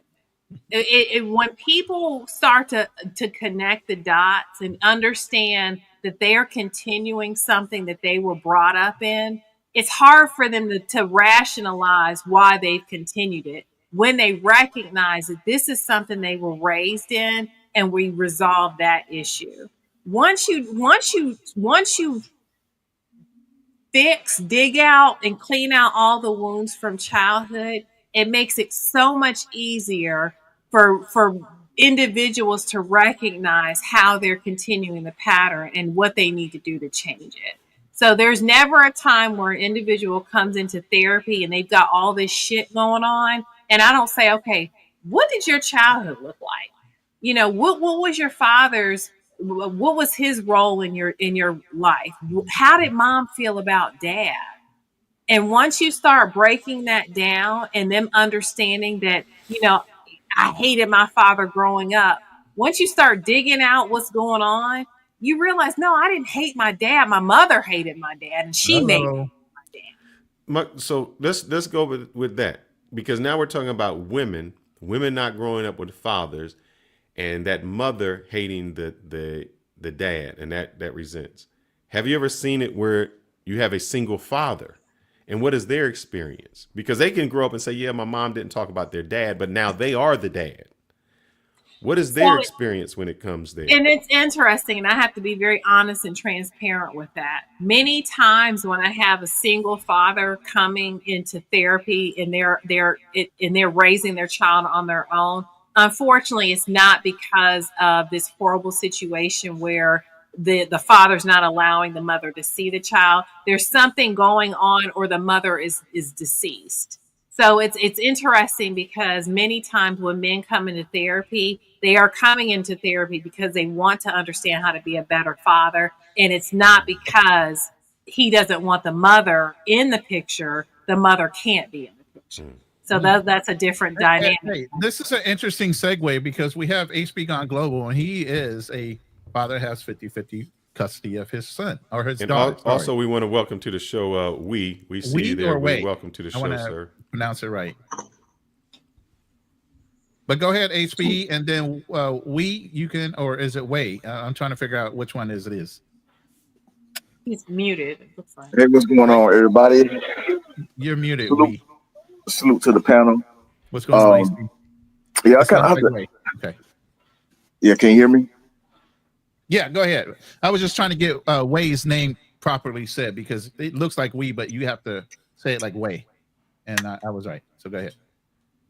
Yeah, I have to disagree about fathers having to fight. You know, we shouldn't have to fight to see our children or have custody with our children. It's the courts really. It's you know, the separation of the home, because I noticed that when I went to the court facilitator, because I like the ear hustle when I have to do business down there when it pertains to my situation. So I hear how the court facilitators talk to the women versus how they talk to the men when there's issues in the household or issues, you know what I'm saying, you know, dealing with the kids. And it's always, you know, trying to take advantage of the man, put the man in a bad situation where, you know, you know you can do this, you know you can do that. And I'm like, I'm listening, I'm like, damn. So when I'm going in the court house with the same or similar issue, they're not giving me that type of advice. Nope. And you know, I recently just got laid off. So I had to go to the courthouse and get my child support reduced, my payments reduced, because I couldn't, you know, pay the amount that I was paying. I'm like, I got 50-50 custody, and I'm paying $1,100 a month for my child. She's with me half the time, but when she's half the time with her mom, I got to pay $1,100, and I don't get anything. So when she's with me, I'm paying for everything. So it doesn't make any sense for me to have to pay so much money in child support. And then when the judge, like, you know, because she was lying about her income, so when the judge found out her true income, he ended up reducing my payments to $91 a month. But at the same time, this judge is forcing me to apply for 10 jobs a week. What? 10 jobs a week until I get a job. So I'm like, sir, you know, I'm semi-retired. I don't have to work. I work because I want to. And he's like, no, you better find a job. I'm like, I'm like, what the hell? And I'm like, I told him, I said, hey, he was like, when the next time you can be available? What about February the 11th? So I was like, well, no, I'm gonna be out of the country. He's like, what do you mean you're gonna be out of the country? I'm like, I had this vacation plan to go out of the country for 2 months before I got laid off unexpectedly. And he was like, well, how you gonna continue to look for a job? I'm like, well, I can do it online. He's like, what if somebody call you in? I'm like, well, I just tell him I'm not gonna be able to accept the job until I get back. And he had this little snarky little facial expression, like, you know what I'm saying, well, you better get a job, Negro. So I'm like, you know what I'm saying, it's weird as hell where the court try to force the man to work. You know what I'm saying? To make the system for a while before she's forced. Yeah. That shit don't make no sense to me. I'm like, why are you forcing me to get a job? You know what I'm saying? What if I want to take some time to myself and work on myself? They don't care. They want you to work. No, that don't sound right. When a man says that, it's really crazy because it's so much more acceptable when a woman is like, I need time alone and I need to work on myself. But it's rare for a man to say that. Another man gonna be like, what the hell? Right. Because I'm in a very competitive field in my job. So I have to retrain myself and get caught up, because I was at a company where we didn't use the latest tools. I was doing STEM training, and I'm trying to get a job into the industry, the video game industry, and you know what I'm saying, and it's a little bit more difficult. So I have to retrain myself. I have to redo my portfolio and all this stuff. And at the same time, I'm thinking about doing a career change because it's so competitive to get into that market. Because a lot of times, companies I try to apply for, they don't even have a job opening position over there. They're always hiring, like, you know, computer engineers and stuff like that. So I'm like, okay, I need to switch gears and try to go into, you know, something that I was interested in, cybersecurity. So I they're not sent even you that like, email, brother. Check your yeah, email. yeah. I saw the email. I was going to reply to you. I just got in from the movies with my daughter. Yeah. So I'm thinking about trying to do a career change. You know what I'm saying? I'm trying to work on myself at the same time. Like, oh, I got more time, so I'm But going back then to the gym and all here's this the stuff like biggest this. thing. He's also a veteran that's experienced trauma. So with the judge putting this pressure on him, it's also kind of causing other things to happen when it comes to the military portion of it. And that's what I told him. He needs to go back to court and explain that, that type of job field that he's in, just to say I got a job. There's people like, oh, just go get a job. I can't go work at McDonald's and replace the income I was making before. That's what I think You know HB. what I'm I don't think that I know the women on here, but I don't think you guys have seen the position that the men are in.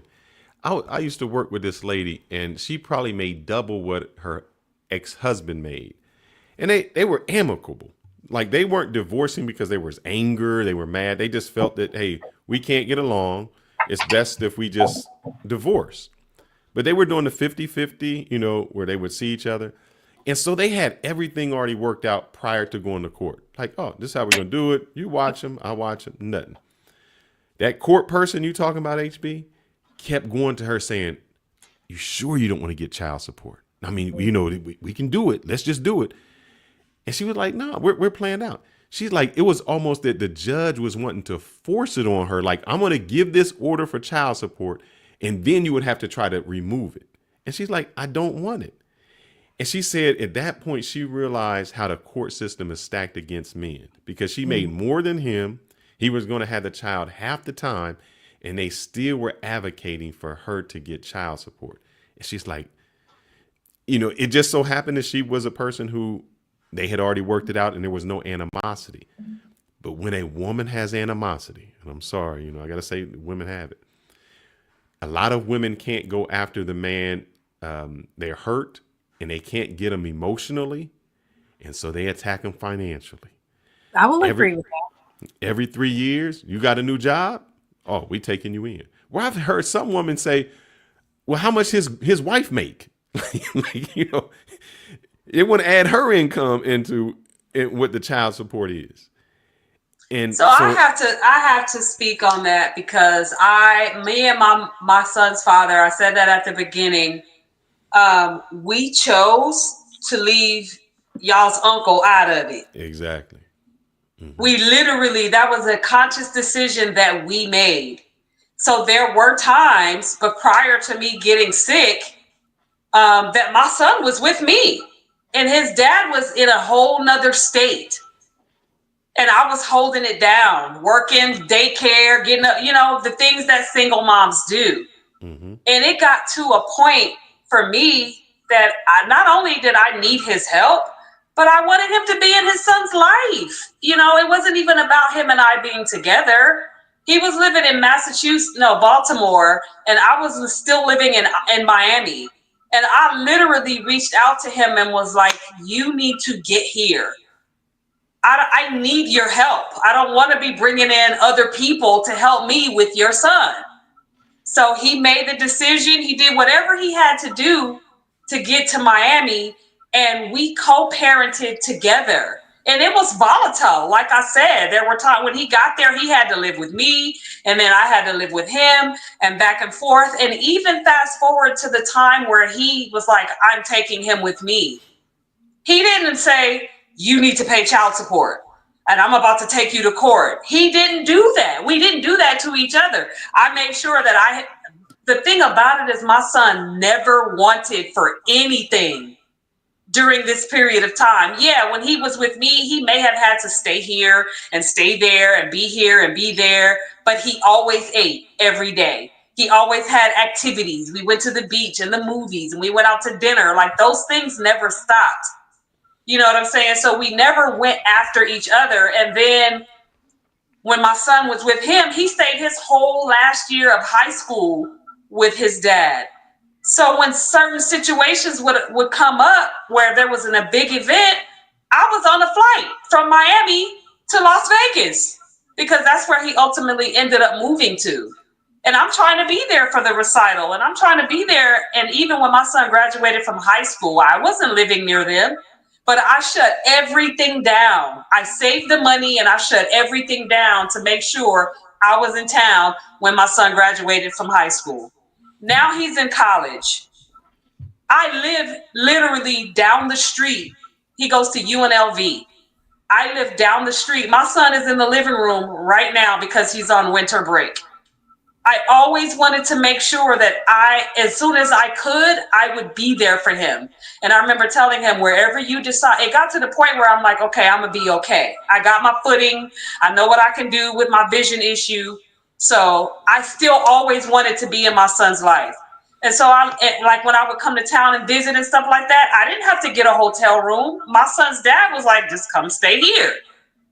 You know, whatever woman he was seeing or dealing with, he dealt with that. It was like, my son's mother is in town.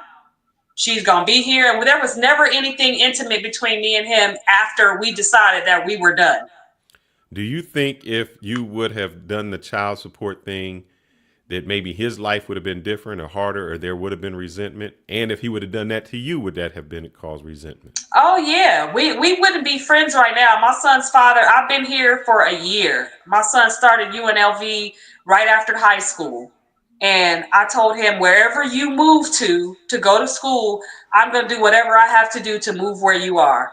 Luckily for me, he down the street from my hometown, which is LA.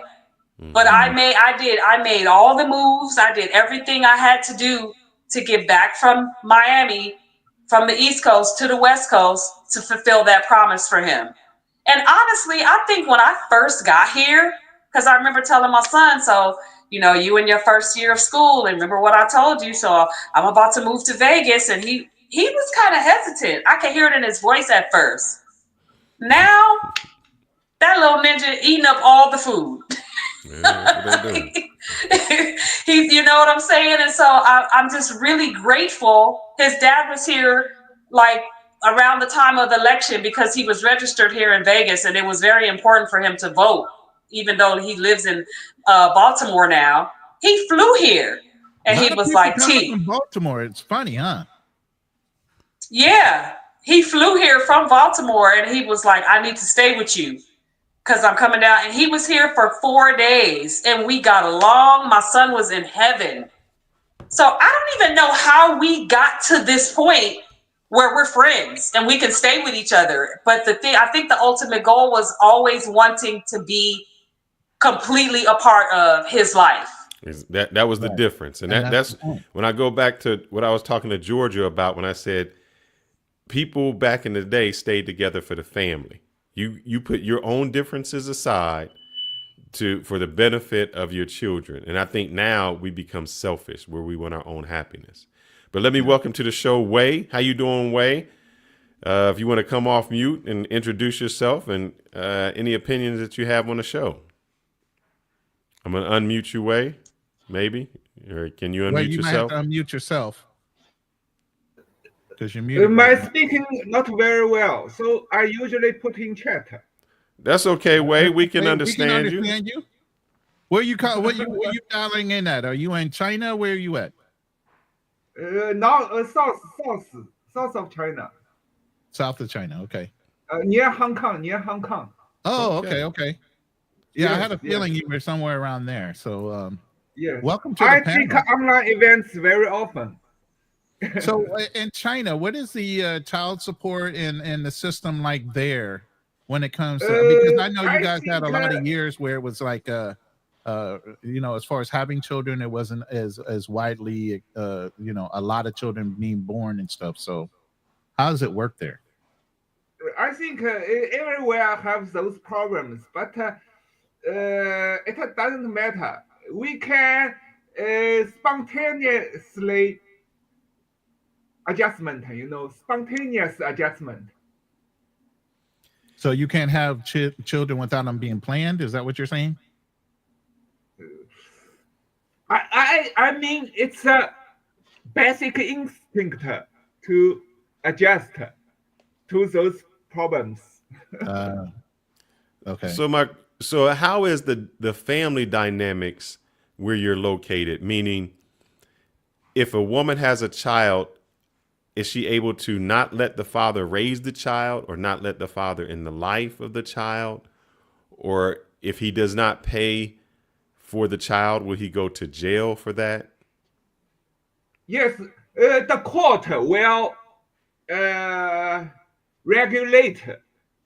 They should pay certain money to the partners if they divorced. Okay. So is it more of a chance that the woman will get custody of the child or the man will get custody of the child? Or equal. Ah. Rely on each wishes. If each part depend on their negotiations. Okay. Yeah. So depending on the negotiation, it could be either be 50-50, 60-40, whatever each parent can agree to basically cohabitate with. Yes, in somehow some one part can support some compensations. Okay. He will more active. Okay. So the more he can contribute, the more active he can be. Yes. Okay. I can put more on the chat. Sorry. No, in the United States, the laws favor the women when it comes to that. Is that the same in China when it comes to? I think it's equal. Wow. Depend on their abilities and intention or inspiration. Another question is, the divorce rates have risen in the United States. How is divorce seen in your country? Is it frowned upon? Recently, I read on the media that more recently married couples suddenly the ratio of this So marriage rate there's more married growing. people there's more people getting married than getting divorced now. Yes, especially for the young generations, just first marriage. I mean, that's good because it's. I think it's a trend. It's a trend because globally. And what is the average age of the people getting married there? I think and having children. Delayed. Oh, they've delayed here too. because the financial burdens. Because most parents of their children wish the males can buy a house. Be successful. Yeah, they have to have a home. Buy a department before marriage. I know your culture has a man having to have a home and be very stable with his finances and everything before he can take on a wife. And don't you guys have matchmakers there where they have women that come to a certain area and they all compare notes on who's eligible in either those towns or whatever? And there's a certain age that a woman has to be before she becomes too old and not as maybe sought after in your culture? I think if the family are parents of the family are rational, they can delete these regulations or requirement. Some families allow their free marriage. Yes, arranged marriages. Well, it's not only that. What he's saying is sometimes even if the potential husband doesn't have the home, they'll waive it. Yes. They'll waive Is it. there an age that is considered? I forgot the term. They call it like throwaway women. Or is there an age in your culture that they say the women are basically too old to marry? I think there are a lot of over aged women than men here now haven't married. They are what age do you? They are very worried. Over 30s, Maybe, So if a woman is 30 years old and she's not married, she's considered not desirable. Yes, yes, yes, yes. Because it will miss the opportunity to have children, have baby. Deliver, have baby. Yes, deliver. Yes. See, we ain't as bad as here. See, we giving you guys at least till 35, 40. They cutting you off at 30 in the knees in China. But what's that? A geriatric birth is what, 30 what? 35. 35. Yeah, but I think with medical technology, I've seen women late 40s having kids. Halle Berry, she was not joking. 50s. Women are getting healthy pregnancies in their 50s. So yeah, my mama had me when she was 38. It was like 83. Yeah, don't believe the hype. They saying that about men too. Men So having kids later in life. I want to. I've seen a lot of people today. But I think this is an important conversation to happen because I do feel there are a lot of things that women can do differently to make sure that they are doing all they can do for their children in spite of failed relationships with their fathers. And I feel there's a lot that men can do differently to make sure that they are in their children's lives. And I think it's important to continue the dialogue of single women being educated about the things that they can do to ensure that their child is successful in spite of not having a present father. But I also think that women need to be challenged moving forward as to why the father is not in their children's lives. And I think those conversations need to be had more. And I think, men also need to be put up on the chopping block and ask, why do you continue to have these children without being married? It's real easy to continue to blame women for these situations, but it takes two. And I don't think it's fair to put the responsibility on the woman for why she's getting pregnant. Let's talk to these men about why is it so easy for you to lay down with a woman without protection and without any intention of being in a relationship with this woman. So I think the responsibility needs to be equal when it comes to having these children out of wedlock and then being responsible for these children once they're here. Georgia, I will send you a link. I will send you a link to a show that I was on yesterday, of which I asked the host the same exact question you just said. And so, Georgia, I wanted to ask you, it was your original question as to why the absent parent gets blamed. What do you say about that? Yeah, what's the conclusion? I feel like, it's much easier for women to accept the credit and the responsibility for a successful child. It's really hard for women to look at the role that they play in their children's lives when their children either wind up in jail, wind up on the streets, wind up just, not being successful. Women have a really hard time at saying, what Georgia, say the word that begins with A. Stop beating around the bush. Just say the word. Accountability. Women have a hard time holding themselves accountable for what is going on with their children, because I struggle with blaming the absent parent. I don't care why that parent is absent. The child is in your care. Why are you not doing what you need to do to take care of that child and ensure their success? And you don't have to have a bunch of money, because we have a lot of kids out here that were literally raised in the ghetto, piss poor, who are very successful because they had a parent, a mother at home that did what she needed to do to make sure that child had what they need to be successful. So I think we need to have these conversations continue and start being just blunt, take accountability for what happens when your child fucks up and say, this is what I did wrong. Can you please address blaming the absent parent? Can you please address this? We have remember I told you we have a woman who does not passport bros, or even has a problem with men, black men especially. So she's saying the absent parent is to blame because we live in a patriarchy. I know it's difficult. I've had this conversation.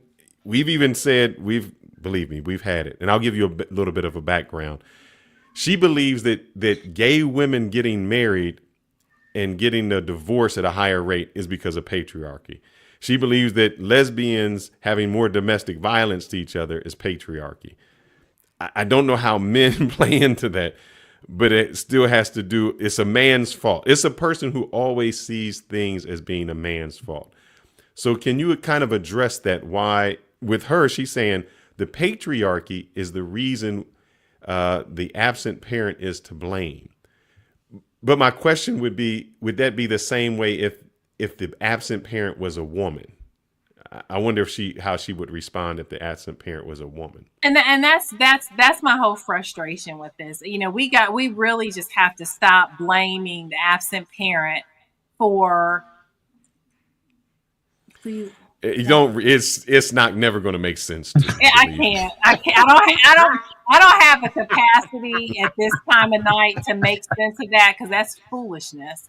At the end of the day, I'm not going to discount the fact that an absent father it does impact the child, but there's a lot of things that single mothers can do to offset that as much as possible. And I don't find it fair that when you are blaming the absent father for what's going on in that child's life, yet you are running the streets trying to find a man, and you've got this child staying with everybody else but you, and now it's the father's fault that the child is not successful. Make it make sense. Sit back and recognize what you are doing and what you can do differently to give the child as much as they can to be successful. So I am going to stand my ground when saying we have got to stop letting absent parents be the scapegoat for what's not going on with the child. You have that child. So I'm also going to say this. Who do you blame when that father dies? Whose fault is it? Well, to read what she said, and this is the reason we say you're not in the spaces we are. So we see a lot of women that will not use the A word. Her last thing is, in a patriarchy, women have no blame. Just like in racism, black people have no responsibility. Okay. And that goes back to women are never to blame. Women are never at fault. At no time have they done anything wrong. It is always the man's fault. And so that leads a nation where women are never held accountable. And it's not okay. It's not, we are in 2024. We have so much access to things that our parents didn't have access to. So it doesn't make sense that we are trying to say that an unsuccessful child is the absent father's fault. We can use that excuse back in 1940, 1950. We have way too much access to things in this day and age for us to say it's the absent father's fault. We have free programs. We have Big Brothers, Big Sisters. We have all these boys and girls clubs. All of that stuff still exists. Google it. Send your child there. So stop saying I'm in this by myself. No, start asking people for help. So I will not accept moving forward the excuse that my child is messing up because his father's not there. You're the parent. Be the parent. Stop trying to be this child's friend. Discipline the child. Oh, shit. Have structure for the child. The child's bedtime. When you go to bed at night and it's 10 o'clock at night, why is your 7th grader still up? Shit. Okay, let's put some rules in place. Let's set some boundaries. So I'm very frustrated with these lazy moms continuing to blame the absent father for what is going on. Parenting is hard. That's the bottom line. This is not going to be easy. You chose to have the child. It is a job. Work it. Work it to the best of your ability. And stop using these absent fathers as a reason as to why your child is not successful. That's so crazy because I'm sorry. No, what I would say, I'll let you go. I would say this in conclusion. The root of the problem Guys, big butt and a smile don't mean it's a great mom. Period. Women, just because he got money, money does not equate to a great father. Or you got guys who morality. make a lot of money who would be a shitty dad. Mhm. So sometimes we have to vet the people we choose to lay down with. And the thing I was telling the gentleman last night was he did not believe in marriage. One of his statements said that he would, if somebody broke in or something, he said, he would take a bullet for his girl. I said, man, that's the craziest shit I ever heard. You take a bullet for her and die for her, but you wouldn't get married to her. Hmm. You would die for the woman, but you're more worried about her taking half your money. If she was good enough for you to die for, that means, and if she was good enough for you to have children with, because children are going to outlast anything. That's a legacy that goes on forever. So I say to guys, man, you have to be very careful and very particular who you give your seed to. Women, you have to be very particular and vet who you choose to lay down with. Because at the end of the day, we live in a society where the man can say, I don't want any responsibility. And now that responsibility lays with you. So be very cautious who you have to deal with. I said before that I as a man, or just in general, society should not be financially responsible for your irresponsibility. And what I mean by that is, I don't want to have to pay for you to keep making mistakes. I think if we took that out of it, if I said to women, you'll never get child support, I think that women would be very cautious of who they choose to lay down with when they know that they would be solely responsible for that. Tamashi, please go. I was just kind of thinking about everything that we've talked about and even the stories that I've told. And I'm just kind of like proud that I don't know how me and my son's dad worked it out. Because when I tell y'all it was ugly and it was volatile, like at 19 years old, my son is a great human being. He's very talented. He's very focused on his music. Even when he comes here and stays with me during his breaks, he still is like, Mom, can I go here at 19, almost 20 years old? Can I? You know what I mean? And in America, an adult is 18, but he still has that respect and that reverence for me and his father, to where he treats us like we're his parents. You know what I'm saying? Like there's a level of respect still there. So I guess I would say to the parents out there that feels like you didn't get it right, just pay attention to your kid. Give yourself some credit, because I always say, dang, I don't know how we did it, but I have to give myself credit for that, and his dad. You know what I'm saying? Because he's an excellent kid. No issues at all. No cockiness, no bad attitude, no mistreatment of other people, no trouble, no, you know what I'm saying? Like the most he ever has done is smoke weed. And who hasn't done that shit? I damn near do that every day. So if he's still asking for you, that means he still values your opinion, which is great.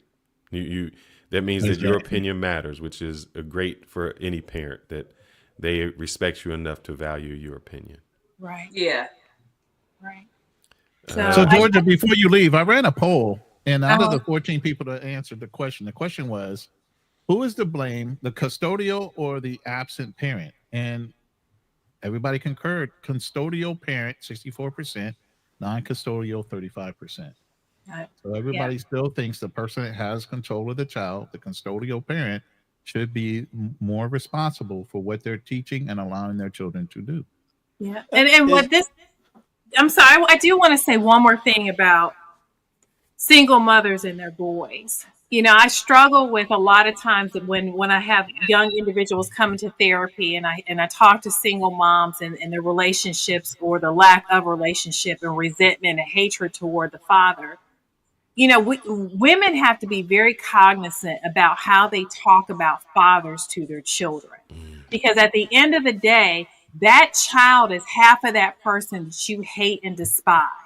What message are you giving that child every time you talk about how much you hate their father? What are you saying to that child?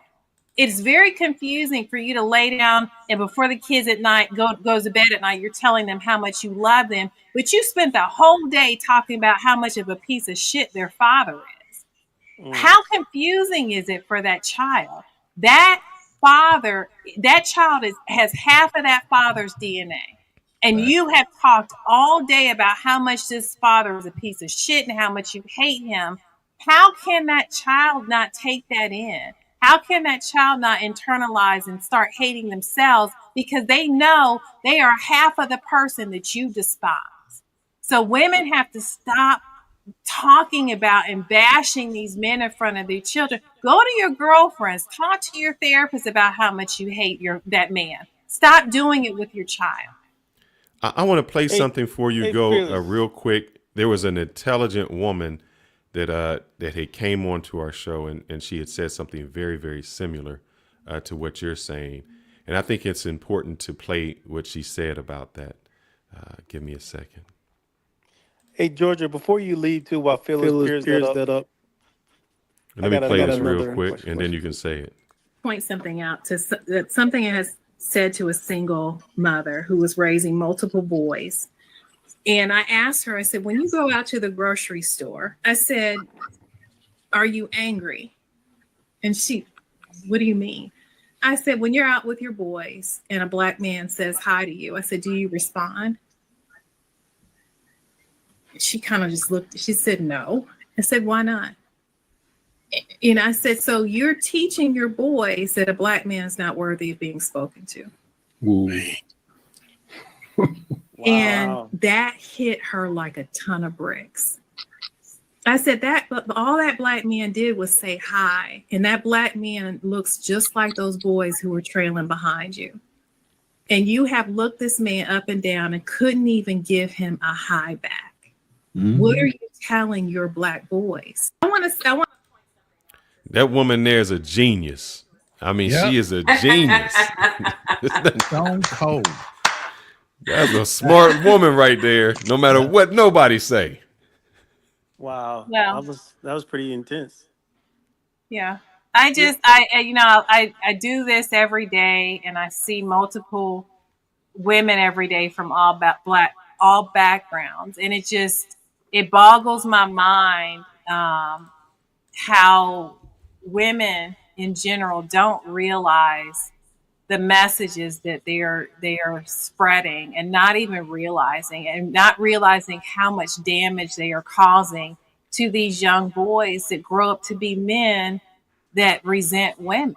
And you know, women are doing it. You're raising these boys, and it is so important for women to take a step back and listen to what you're saying and start healing yourselves and realizing that there's a lot of damage that's been done. There's a lot of work that these women need to do to be healthy women so they can be healthy mothers.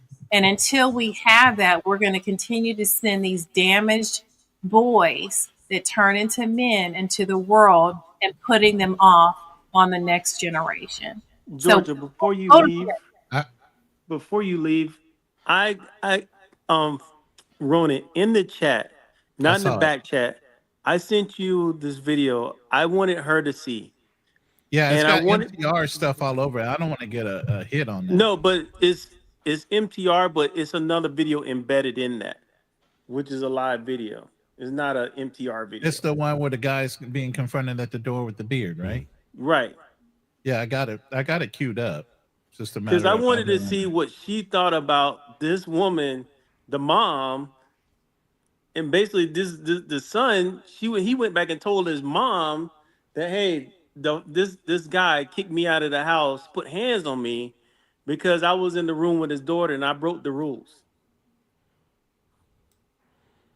I'm trying to figure out how am I going to do this. Now, do you consider yourself conservative or liberal? Some people in the chat want to know. That's up to Georgia. Yeah, I mean, what does that have to do with psychology, though? I don't know. Psychologists shouldn't care what. Yeah, I don't. Yeah. You know, so here, I'm going to try to play this, see if you guys can hear it. He know the. Can you guys hear that? Yeah. Yeah. Okay. Rules. Okay, and I tell They don't go in the bedroom. Understood. They stay in the living room. Understood. He put his hands on you, correct? Title of today. 30 seconds. 38 seconds? Yeah. All right.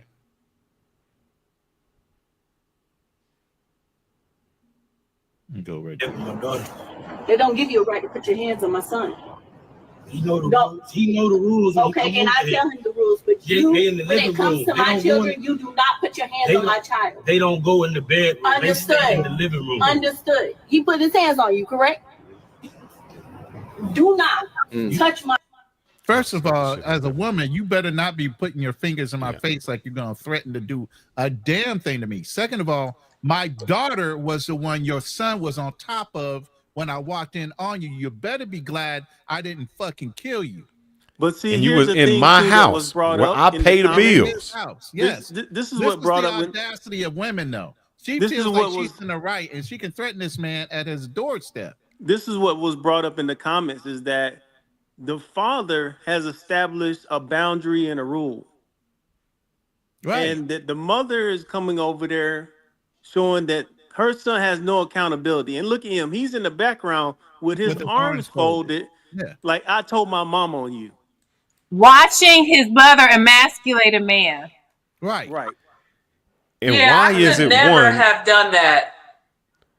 It confuses me that one, he ran home to his mama. Two, his mom, instead of addressing the fact that he's with another girl who's underage, wants to say talk about about the the age. father with his rules. They didn't And I say say anything that about the because age. this is usually what happens in households where people are together. Where you Absolutely. don't address the issue, you'd rather address something else. Yes. Yes. My Go ahead, child play it. anymore. And I wouldn't touch your child. In my house. Don't. I didn't hit him. I didn't hit him. I It roughed doesn't him matter. up. You I put threw your him out. hands He on knew the him. rules. It doesn't matter. You could have spoke to him. You didn't have to touch him. You didn't have to use physical force. So Because did I you could press even know charges who on he you. was? Where he was? We're gonna watch this video again because See, back in the day, I'm letting you know, I know that we in a whole new age, but back in the day, or I would say if you were in another country, if you were in Latin America, if you were in Africa, the way this woman talked to this man would not happen. Or it may have happened, but she may have found herself knock the hell out. knock the hell out. And I don't want to say go back and you know, your friend here said something about the patriarchy, but the patriarchy is what set that aside, where a man says, I have rules in my household. I have rules for my daughter, and I'm trying to raise her to be a woman. Just because you aren't raising your son to be a man, and because you're masculine, don't bring that to my house. Right. That's where I think the patriarchy does work, because we have a lot of renegade women who think that. Let me say this to women. We give you a lot of leadway. Because if that was the father that came there and that father behaved the same way and put his hand in that dude's face, Violence. there's a level of violence that would have happened. And we let women go because they're women. We only let you go because you're women. And we know that you guys push the boundaries because you're women. But never forget that we're still men. And there's a saying that the lion lets people go, but someday the lion has to show you that he's still a lion. No, don't get upset because of who we he ain't trying is. to go to jail. That's what it is. Right. If that man was married and his wife was at home at the time this woman showed up, she would have pushed him out the way and ripped into that woman's ass. Right. But you know what? That woman is a single mother who was raising a weak boy, because she has gone and disrespected this man at his home, and she is trying to tell her son that this is okay. It is okay that you went into this man's home and disrespected his home, and I'm gonna go and check him. How dare And it's not okay. Single mothers have a very hard time letting a man be a man. There are women who remarry, bring the man into the home, and you better not discipline my son. Make it make sense. It is so confusing. Either you want to be him the head, you want him to be the head of household, or you don't. So if you bring in this man in your house as your husband, he is your husband. He's the head of household. If he needs to discipline your son, he needs to discipline your son. You can't have it both ways. But Georgia, that's not what they bring the man in. They only bring the man in to pay the bills. Correct. He's not a head of household. He's third on the list. Yes. Yes. But my son is the head of household. Yeah. I think they also bring them in when they want it to be issued out enforcement. So if you disrespect your mama, then they'll go get you to reinforce that you must respect your mama. So again, I think across society, most people are off put for you having any discipline on their children across the board. It's not even a single mother thing. It's a society thing. Like back in the days, somebody down the block could whip my tail. Today, that is outlandish. Yeah. Like you put your hand, even the police can't even put their hands on your goddamn kids, regardless of them committing crimes or having some issues with the law. So I think it's just the culture has taken this direction, and it's just people. People have taken this direction and have decided that these things are not okay anymore for children, which is almost the children rule over the parents. I hear parents often talk about how children, they should be listening to their children as if the children, it's almost like the prisoners have taken over the prisoner guards. Right. Parents have actually as their power due to possibly trying to navigate favoritism with the kids. Like if I'm its favorite, they're going to love me more. But there's multiple reasons why parents do that. But again, we have to look at all that and understand that that's also simultaneously happening. And so this event is nothing but many other events that occur. And it could be a random Joe down the street. This guy was robbing and somebody put hands on it. You know, the mother or the dad's going to come in and be like, you put your hands on my kid. Right. Yes, sir. They were robbing my house. But that doesn't mean you can put your hands in them. So, I mean, that's where we're at right now. And that's how people see things. Hey, well, I don't think it's society. No knock on therapists, but every time I heard this came from therapists. It's not knock on therapists, but it's always what people psychology. These are people that's passing this stuff down through the schools, and you know what I'm saying? Because every time I heard something about you should be listening to your kids, it always came from a therapist or somebody in that type of authoritative position. No, I would say it's probably somebody in the schools. It's not a therapist. If it's a therapist, then it may be a school therapist. It's not a therapist. There's a difference. No, I think the difference is listening to your kids and hold on, Dr. Umar might have a problem with you saying that now. Dr. Umar was a school therapist. No, there's a difference between listening to your kids and obeying your kids. Meaning you can have your kids have an opinion and talk and be able to have a conversation. Like I would say to my daughter, validate it. You know, this is your opinion. Explain to me why I should. That doesn't necessarily mean I have to listen, but I'm letting them know that their opinion matters, and I'm letting them validate their opinion. That's different than saying what you say goes. No, you know, and I've seen it where the kids like, I'm gonna do this, I'm gonna do that, or they even hit the parents. I've had parents come into session and ask me how to take their child's cell phone away. What? Yeah, it makes sense. That's crazy. The bill that they're paying, you are asking how to confiscate the cell phone? You better be like, I ain't going there and smash the damn cell phone. Because if you do it, you know what they're gonna do? They're gonna go straight to the schoolhouse and they're gonna tell that my parents been abusive to me or they doing this and that. Okay. And then the school's gonna get involved. They can come do that. They can please come and do it. It's not the old days no more. I went into my stepson's school when he decided he wanted to show his ass. I went up to the school, called him out of class, and told the administrator to make sure he has his cell phone with him. Took the cell phone, did not say a word, and went back to my car and drove home. Hello. Here, let's reinforce that. This is what teachers have to deal with, and you're going to tell me school? This teacher kicked a student out of her class, but before he left, he made sure to tell her how he felt. If you would just get up and teach them instead of handing them a freaking packet, yo. There's kids in here who don't learn like that. They need to learn face to face. You're just getting mad because I'm pointing out the obvious and you're choosing. You're wasting my time. No, I'm not wasting your time. I'm telling you what you need to do. Get out. You want kids to come in your class, you want them to get excited for this, you gotta come in here, you gotta make them excited. You want a kid to change and start doing better, you gotta touch his freaking heart. You gotta take this job serious. This is the future of this nation. And when you come in here, like you did last time, and make a statement about, oh, this is my paycheck, indeed it is. But this is my country's future and my education. I respect that. Can you go outside, please? But there's a limit when I'm not bitching, but simply making an observation. Okay. And now I will leave. You're welcome. This teacher Them kids to get a job and then have their parents call in sick for them. Right. I don't know if you guys. I was about to say I don't know if you guys watched Atlanta, but there was a show called Atlanta that was Donald Glover, and there was an episode about the child who went to school and he was dancing, and the mom and then the teachers got involved, and they thought he was in an abusive household, and they sent administrators over there and police to check his household out, and the mom was like, "You sent them over here on me?" She said, "No, I didn't do this. The teacher did it." She said, "Take him.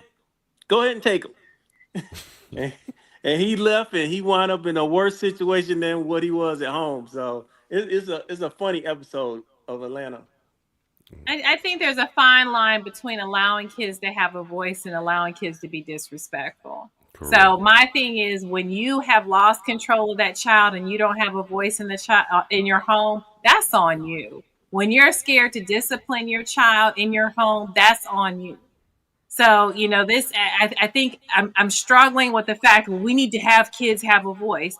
Yeah, you can have a voice, but be respectful. I was allowed to have a voice as a child, but let me say something out of line to an adult. My mouth would have been halfway across the street. And I am so grateful that my mother was able to beat my ass by every sense of the word. And when I tell you, in this day and age, it would have been child abuse. I begged for every beating I got. And I'm so grateful that my mother checked my ass anytime I got out of line. Let me tell you, my mom was ruthless. She'd come up, switch you, or take a belt to you, make you wear shorts for the next couple of days so you had scars and welts on your legs. Yes. Just to reiterate. Yes. My mother waited till we got in the tub. She would wait till we got wet. And she would get that switch and we picked off the weeping willow tree, and she would beat our asses. And we deserved it. And I'm so grateful for that, because I respect adults. I don't care how mad an adult makes me. I have yet to cuss an adult out. I have come close. But when it comes to my elders, I have never to this day cursed or disrespected an elder, period. These women, these young children now will curse you out at the drop of a dime and go home and tell their mothers they did it, their fathers, and then will have the support of their mothers that they disrespected you. That's crazy, man. So well, I have an inspiring story. Who is to blame for that? The mother. Kids. Go ahead, Tamasha. So I know the guys are constantly talking about how scandalous women can be and how they get taken to the bank. And, I do hear a lot of talk about, that's why when Georgia was like, y'all need therapy, I was like, yeah, but I do understand, sometimes women can do scandalous things. So just yesterday, I found out a really good friend of mine, he just got his divorce finalized. And when I tell you the judge looked out for him, I felt bad for the girl, even knowing how she took what she did to him. So basically, when she decided to file for a divorce, he wanted an amicable divorce. He kept telling her, let's keep the people out of our shit. We can handle this between each other. Every time he went to her, first he was like, how about if I get you a 3-bedroom house and I take the Pathfinder that he bought her brand new. When he bought him a brand new truck, he bought her a brand new Pathfinder. They have 4 kids. He always wanted to make sure that she was able to get places that she had to go. He held the house down. He worked hard. He was never home. He's an over-the-road truck driver. So he did his part. So he wasn't perfect, But when it came to taking care of them, he did his part. But he also always kept receipts of everything. Text messages, conversations, money he sent. He had all of the receipts. So when the shit came to hit the fan and they had to go to court, he basically told the judge, this is what I've been doing. This is what she's been doing. She hadn't had a job in over 20 something years. He was making a lot of money for it. Yeah, he was the old school thought process. These are my kids. That's my house. I asked her to have these kids for me. I'ma hold it down. Even when the divorce was filed, he still continued to pay the rent, pay her car note, send her money every week, like he did what he felt like as a man he was supposed to do. And then she files for the divorce. He still kept going with what he thought he was supposed to do. It went on for almost a year. Finally, the other day, he got his divorce decree. He actually said he was about to have a divorce party. I ain't never heard of a man getting ready to do something like that. I never knew a man to say that. I've only heard that come from women, but he said he was going to have a divorce. Countries to have parties. Are you kidding me? Well, okay. You got a whole movement called a passport bros, which are a lot of divorced men. They leave the whole country. No, what I've heard is men have 18 birthday parties. So when that kid turned 18, they not just celebrating because it's the 18th birthday. They like, this my last check. I got to give this woman. Okay, see, yeah, some of that is new to me, but so he offered her first. I just want to tell y'all the different offers that he gave her and then what the judge said. So first he was like, I'm going to continue to pay for your brand new Pathfinder. I'm going to continue to pay. I'll get you a 3-bedroom house and I'll continue and I'll give you $600 a month. She was like, no, I don't want that. He was like, okay. So then he went back to the drawing board and he was like, all right, what about if I give you $6,000 a month? Damn. Nothing else. That's it. Yeah, this is how the kind of money he was making at one point. Damn. She was like, no, I don't want that. That's not good enough. And then she was like, what am I going to do with a 3-bedroom house? I got 4 kids and 2 of them almost grown. And so at the third time around of them trying to discuss it with each other, he was like, okay, well, what do you want? Because everything I'm offering ain't working. She got back to him the next day. She said she wanted $10,000 a month. Damn. Ah, damn. I said, this nigga ain't Busta Rhymes. Like, what? $120K a year. She wanted $10,000 a month, and she stood firm on that. And he was like, okay, so I guess we about to let the judge handle this. He gave the judge all of his paperwork, check stubs for the last year.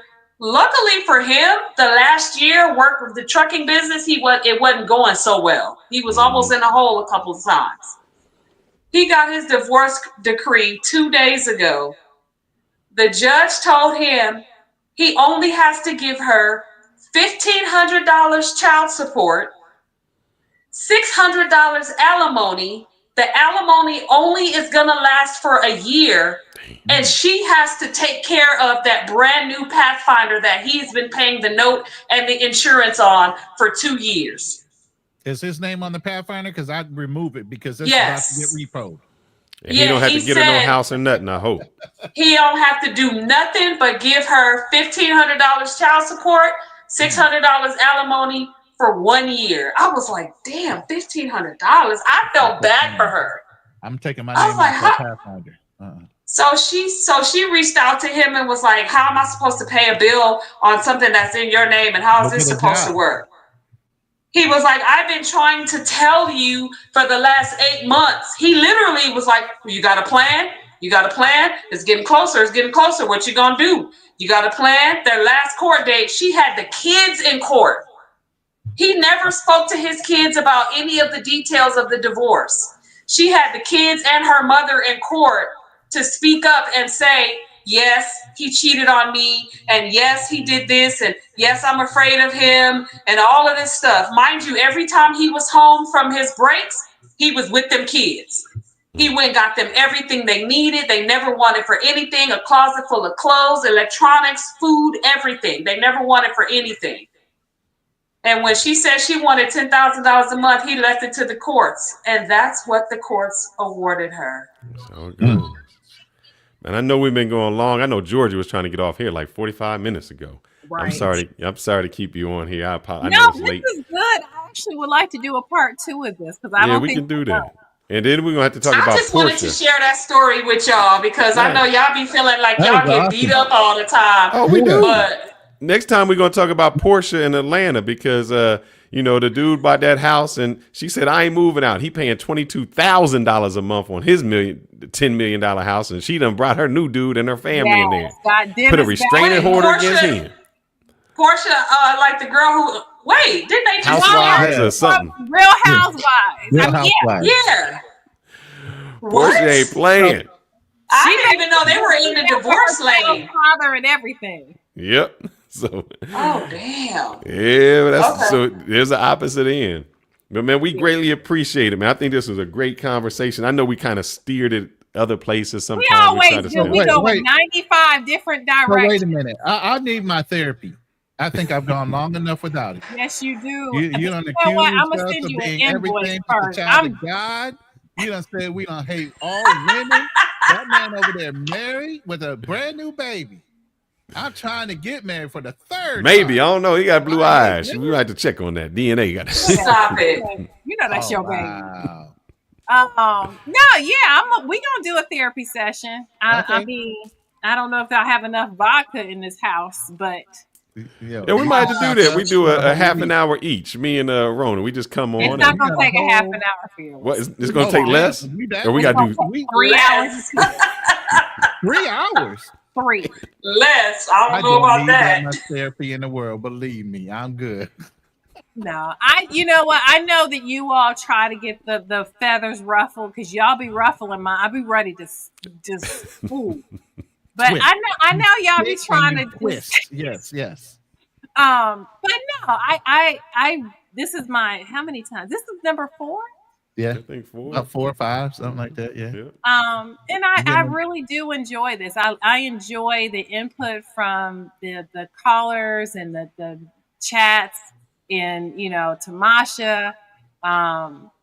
These are conversations that I feel that need to be had, and I really am bringing things up, that come up in therapy on a regular basis. And unfortunately, I can't talk on specifics that go on in my sessions, but I work with a lot of people from many different backgrounds, from Medicaid to millionaires.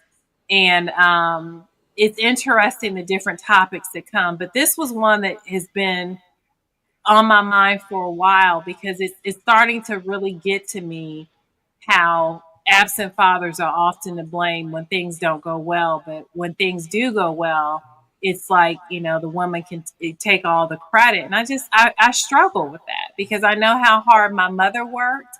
And I know the fact that, we all struggled as her children. We all had some obstacle we had to overcome.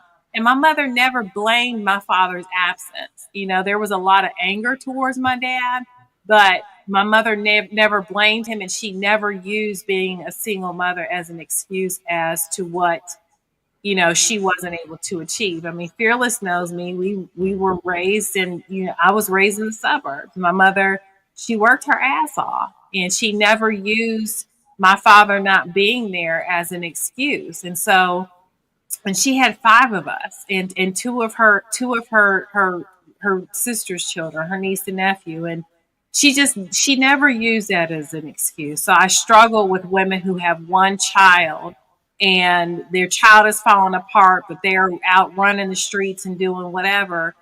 I'm going to challenge that every single time because what could you have done differently to make sure your child had all they needed, or at least had access to what they needed?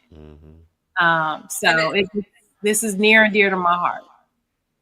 It's crazy because you were raised in the suburbs and I was raised in the hood, and we can share that experience because my mother didn't have nothing, but she didn't talk bad about my dad either. Right. So ladies, it's possible.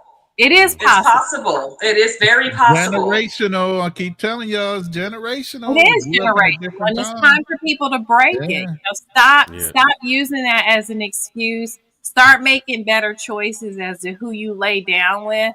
And men, stop making these babies without making wives. I don't understand that. It's just it's just as much the man's responsibility as the woman. So I just think that more men need to hold other men accountable, and more women need to hold other women accountable for the decisions that they make when it comes to their children. What was that? It's time to go. I love y'all. That's My the battery brothers about to running die anyway. That's the Yeah. brothers running to get on the airplane so they can just get the hell up out of here and go somewhere else. To a whole nother All right, y'all. Have Well, it's a about to good be. night. Hey, before you leave, we're going to end it, but stay tuned for like the last 2 minutes because we got some, Christmas songs. We like to end it with Christmas joy, but after that it'll go. So Remember, it good is night, Christmas. everyone. Sing Watch along. Hey, big head, watch out for that word now. Hey, And- I and- appreciate you guys, man. If I don't talk to you before Christmas, Merry Christmas to Oh, you everyone. won't talk and, to us before Christmas. Merry Christmas. Hopefully we can do this next Thursday. I'm yes, up. we can. Yeah. So we send y'all with the Black Christmas theme. Right. So, all right. All right, y'all have a good one. They told me, a newborn king to see. Got a family to feed, got a family to feed. Jingle bells, Yeah. jingle bells, Yeah, juju jingle on that, juju all on that, the way. juju on that beat. Now Oh, slide, what drop, fun it hit them is from to the side. ride in a one-horse Don't stop. open sleigh. Don't stop. Hey, dashing through the snow in a one-horse open sleigh. Over the field we go, laughing laughing all all the the way. way. Bells on bobtails ring, making spirits bright. What fun it is to ride and sing. I've been down so long, you look like Dancing to jingle the sound bells. They in look a one-horse jingle open sleigh. bells. I got fake people showing fake love to me, straight up to my face. Straight up to my face. Baby, I just need one good one to stay. Deck the house with boughs of holly. La la la la la. Cut it, La la cut la it, la. cut it. Tis the season to be jolly. La la la la la. La la la. Oh, you better watch out. You better not cry. Better not pout. I'm telling you why. Santa Claus is coming to town. That girl is a real crowd pleaser. He's making a list. He's checking it twice.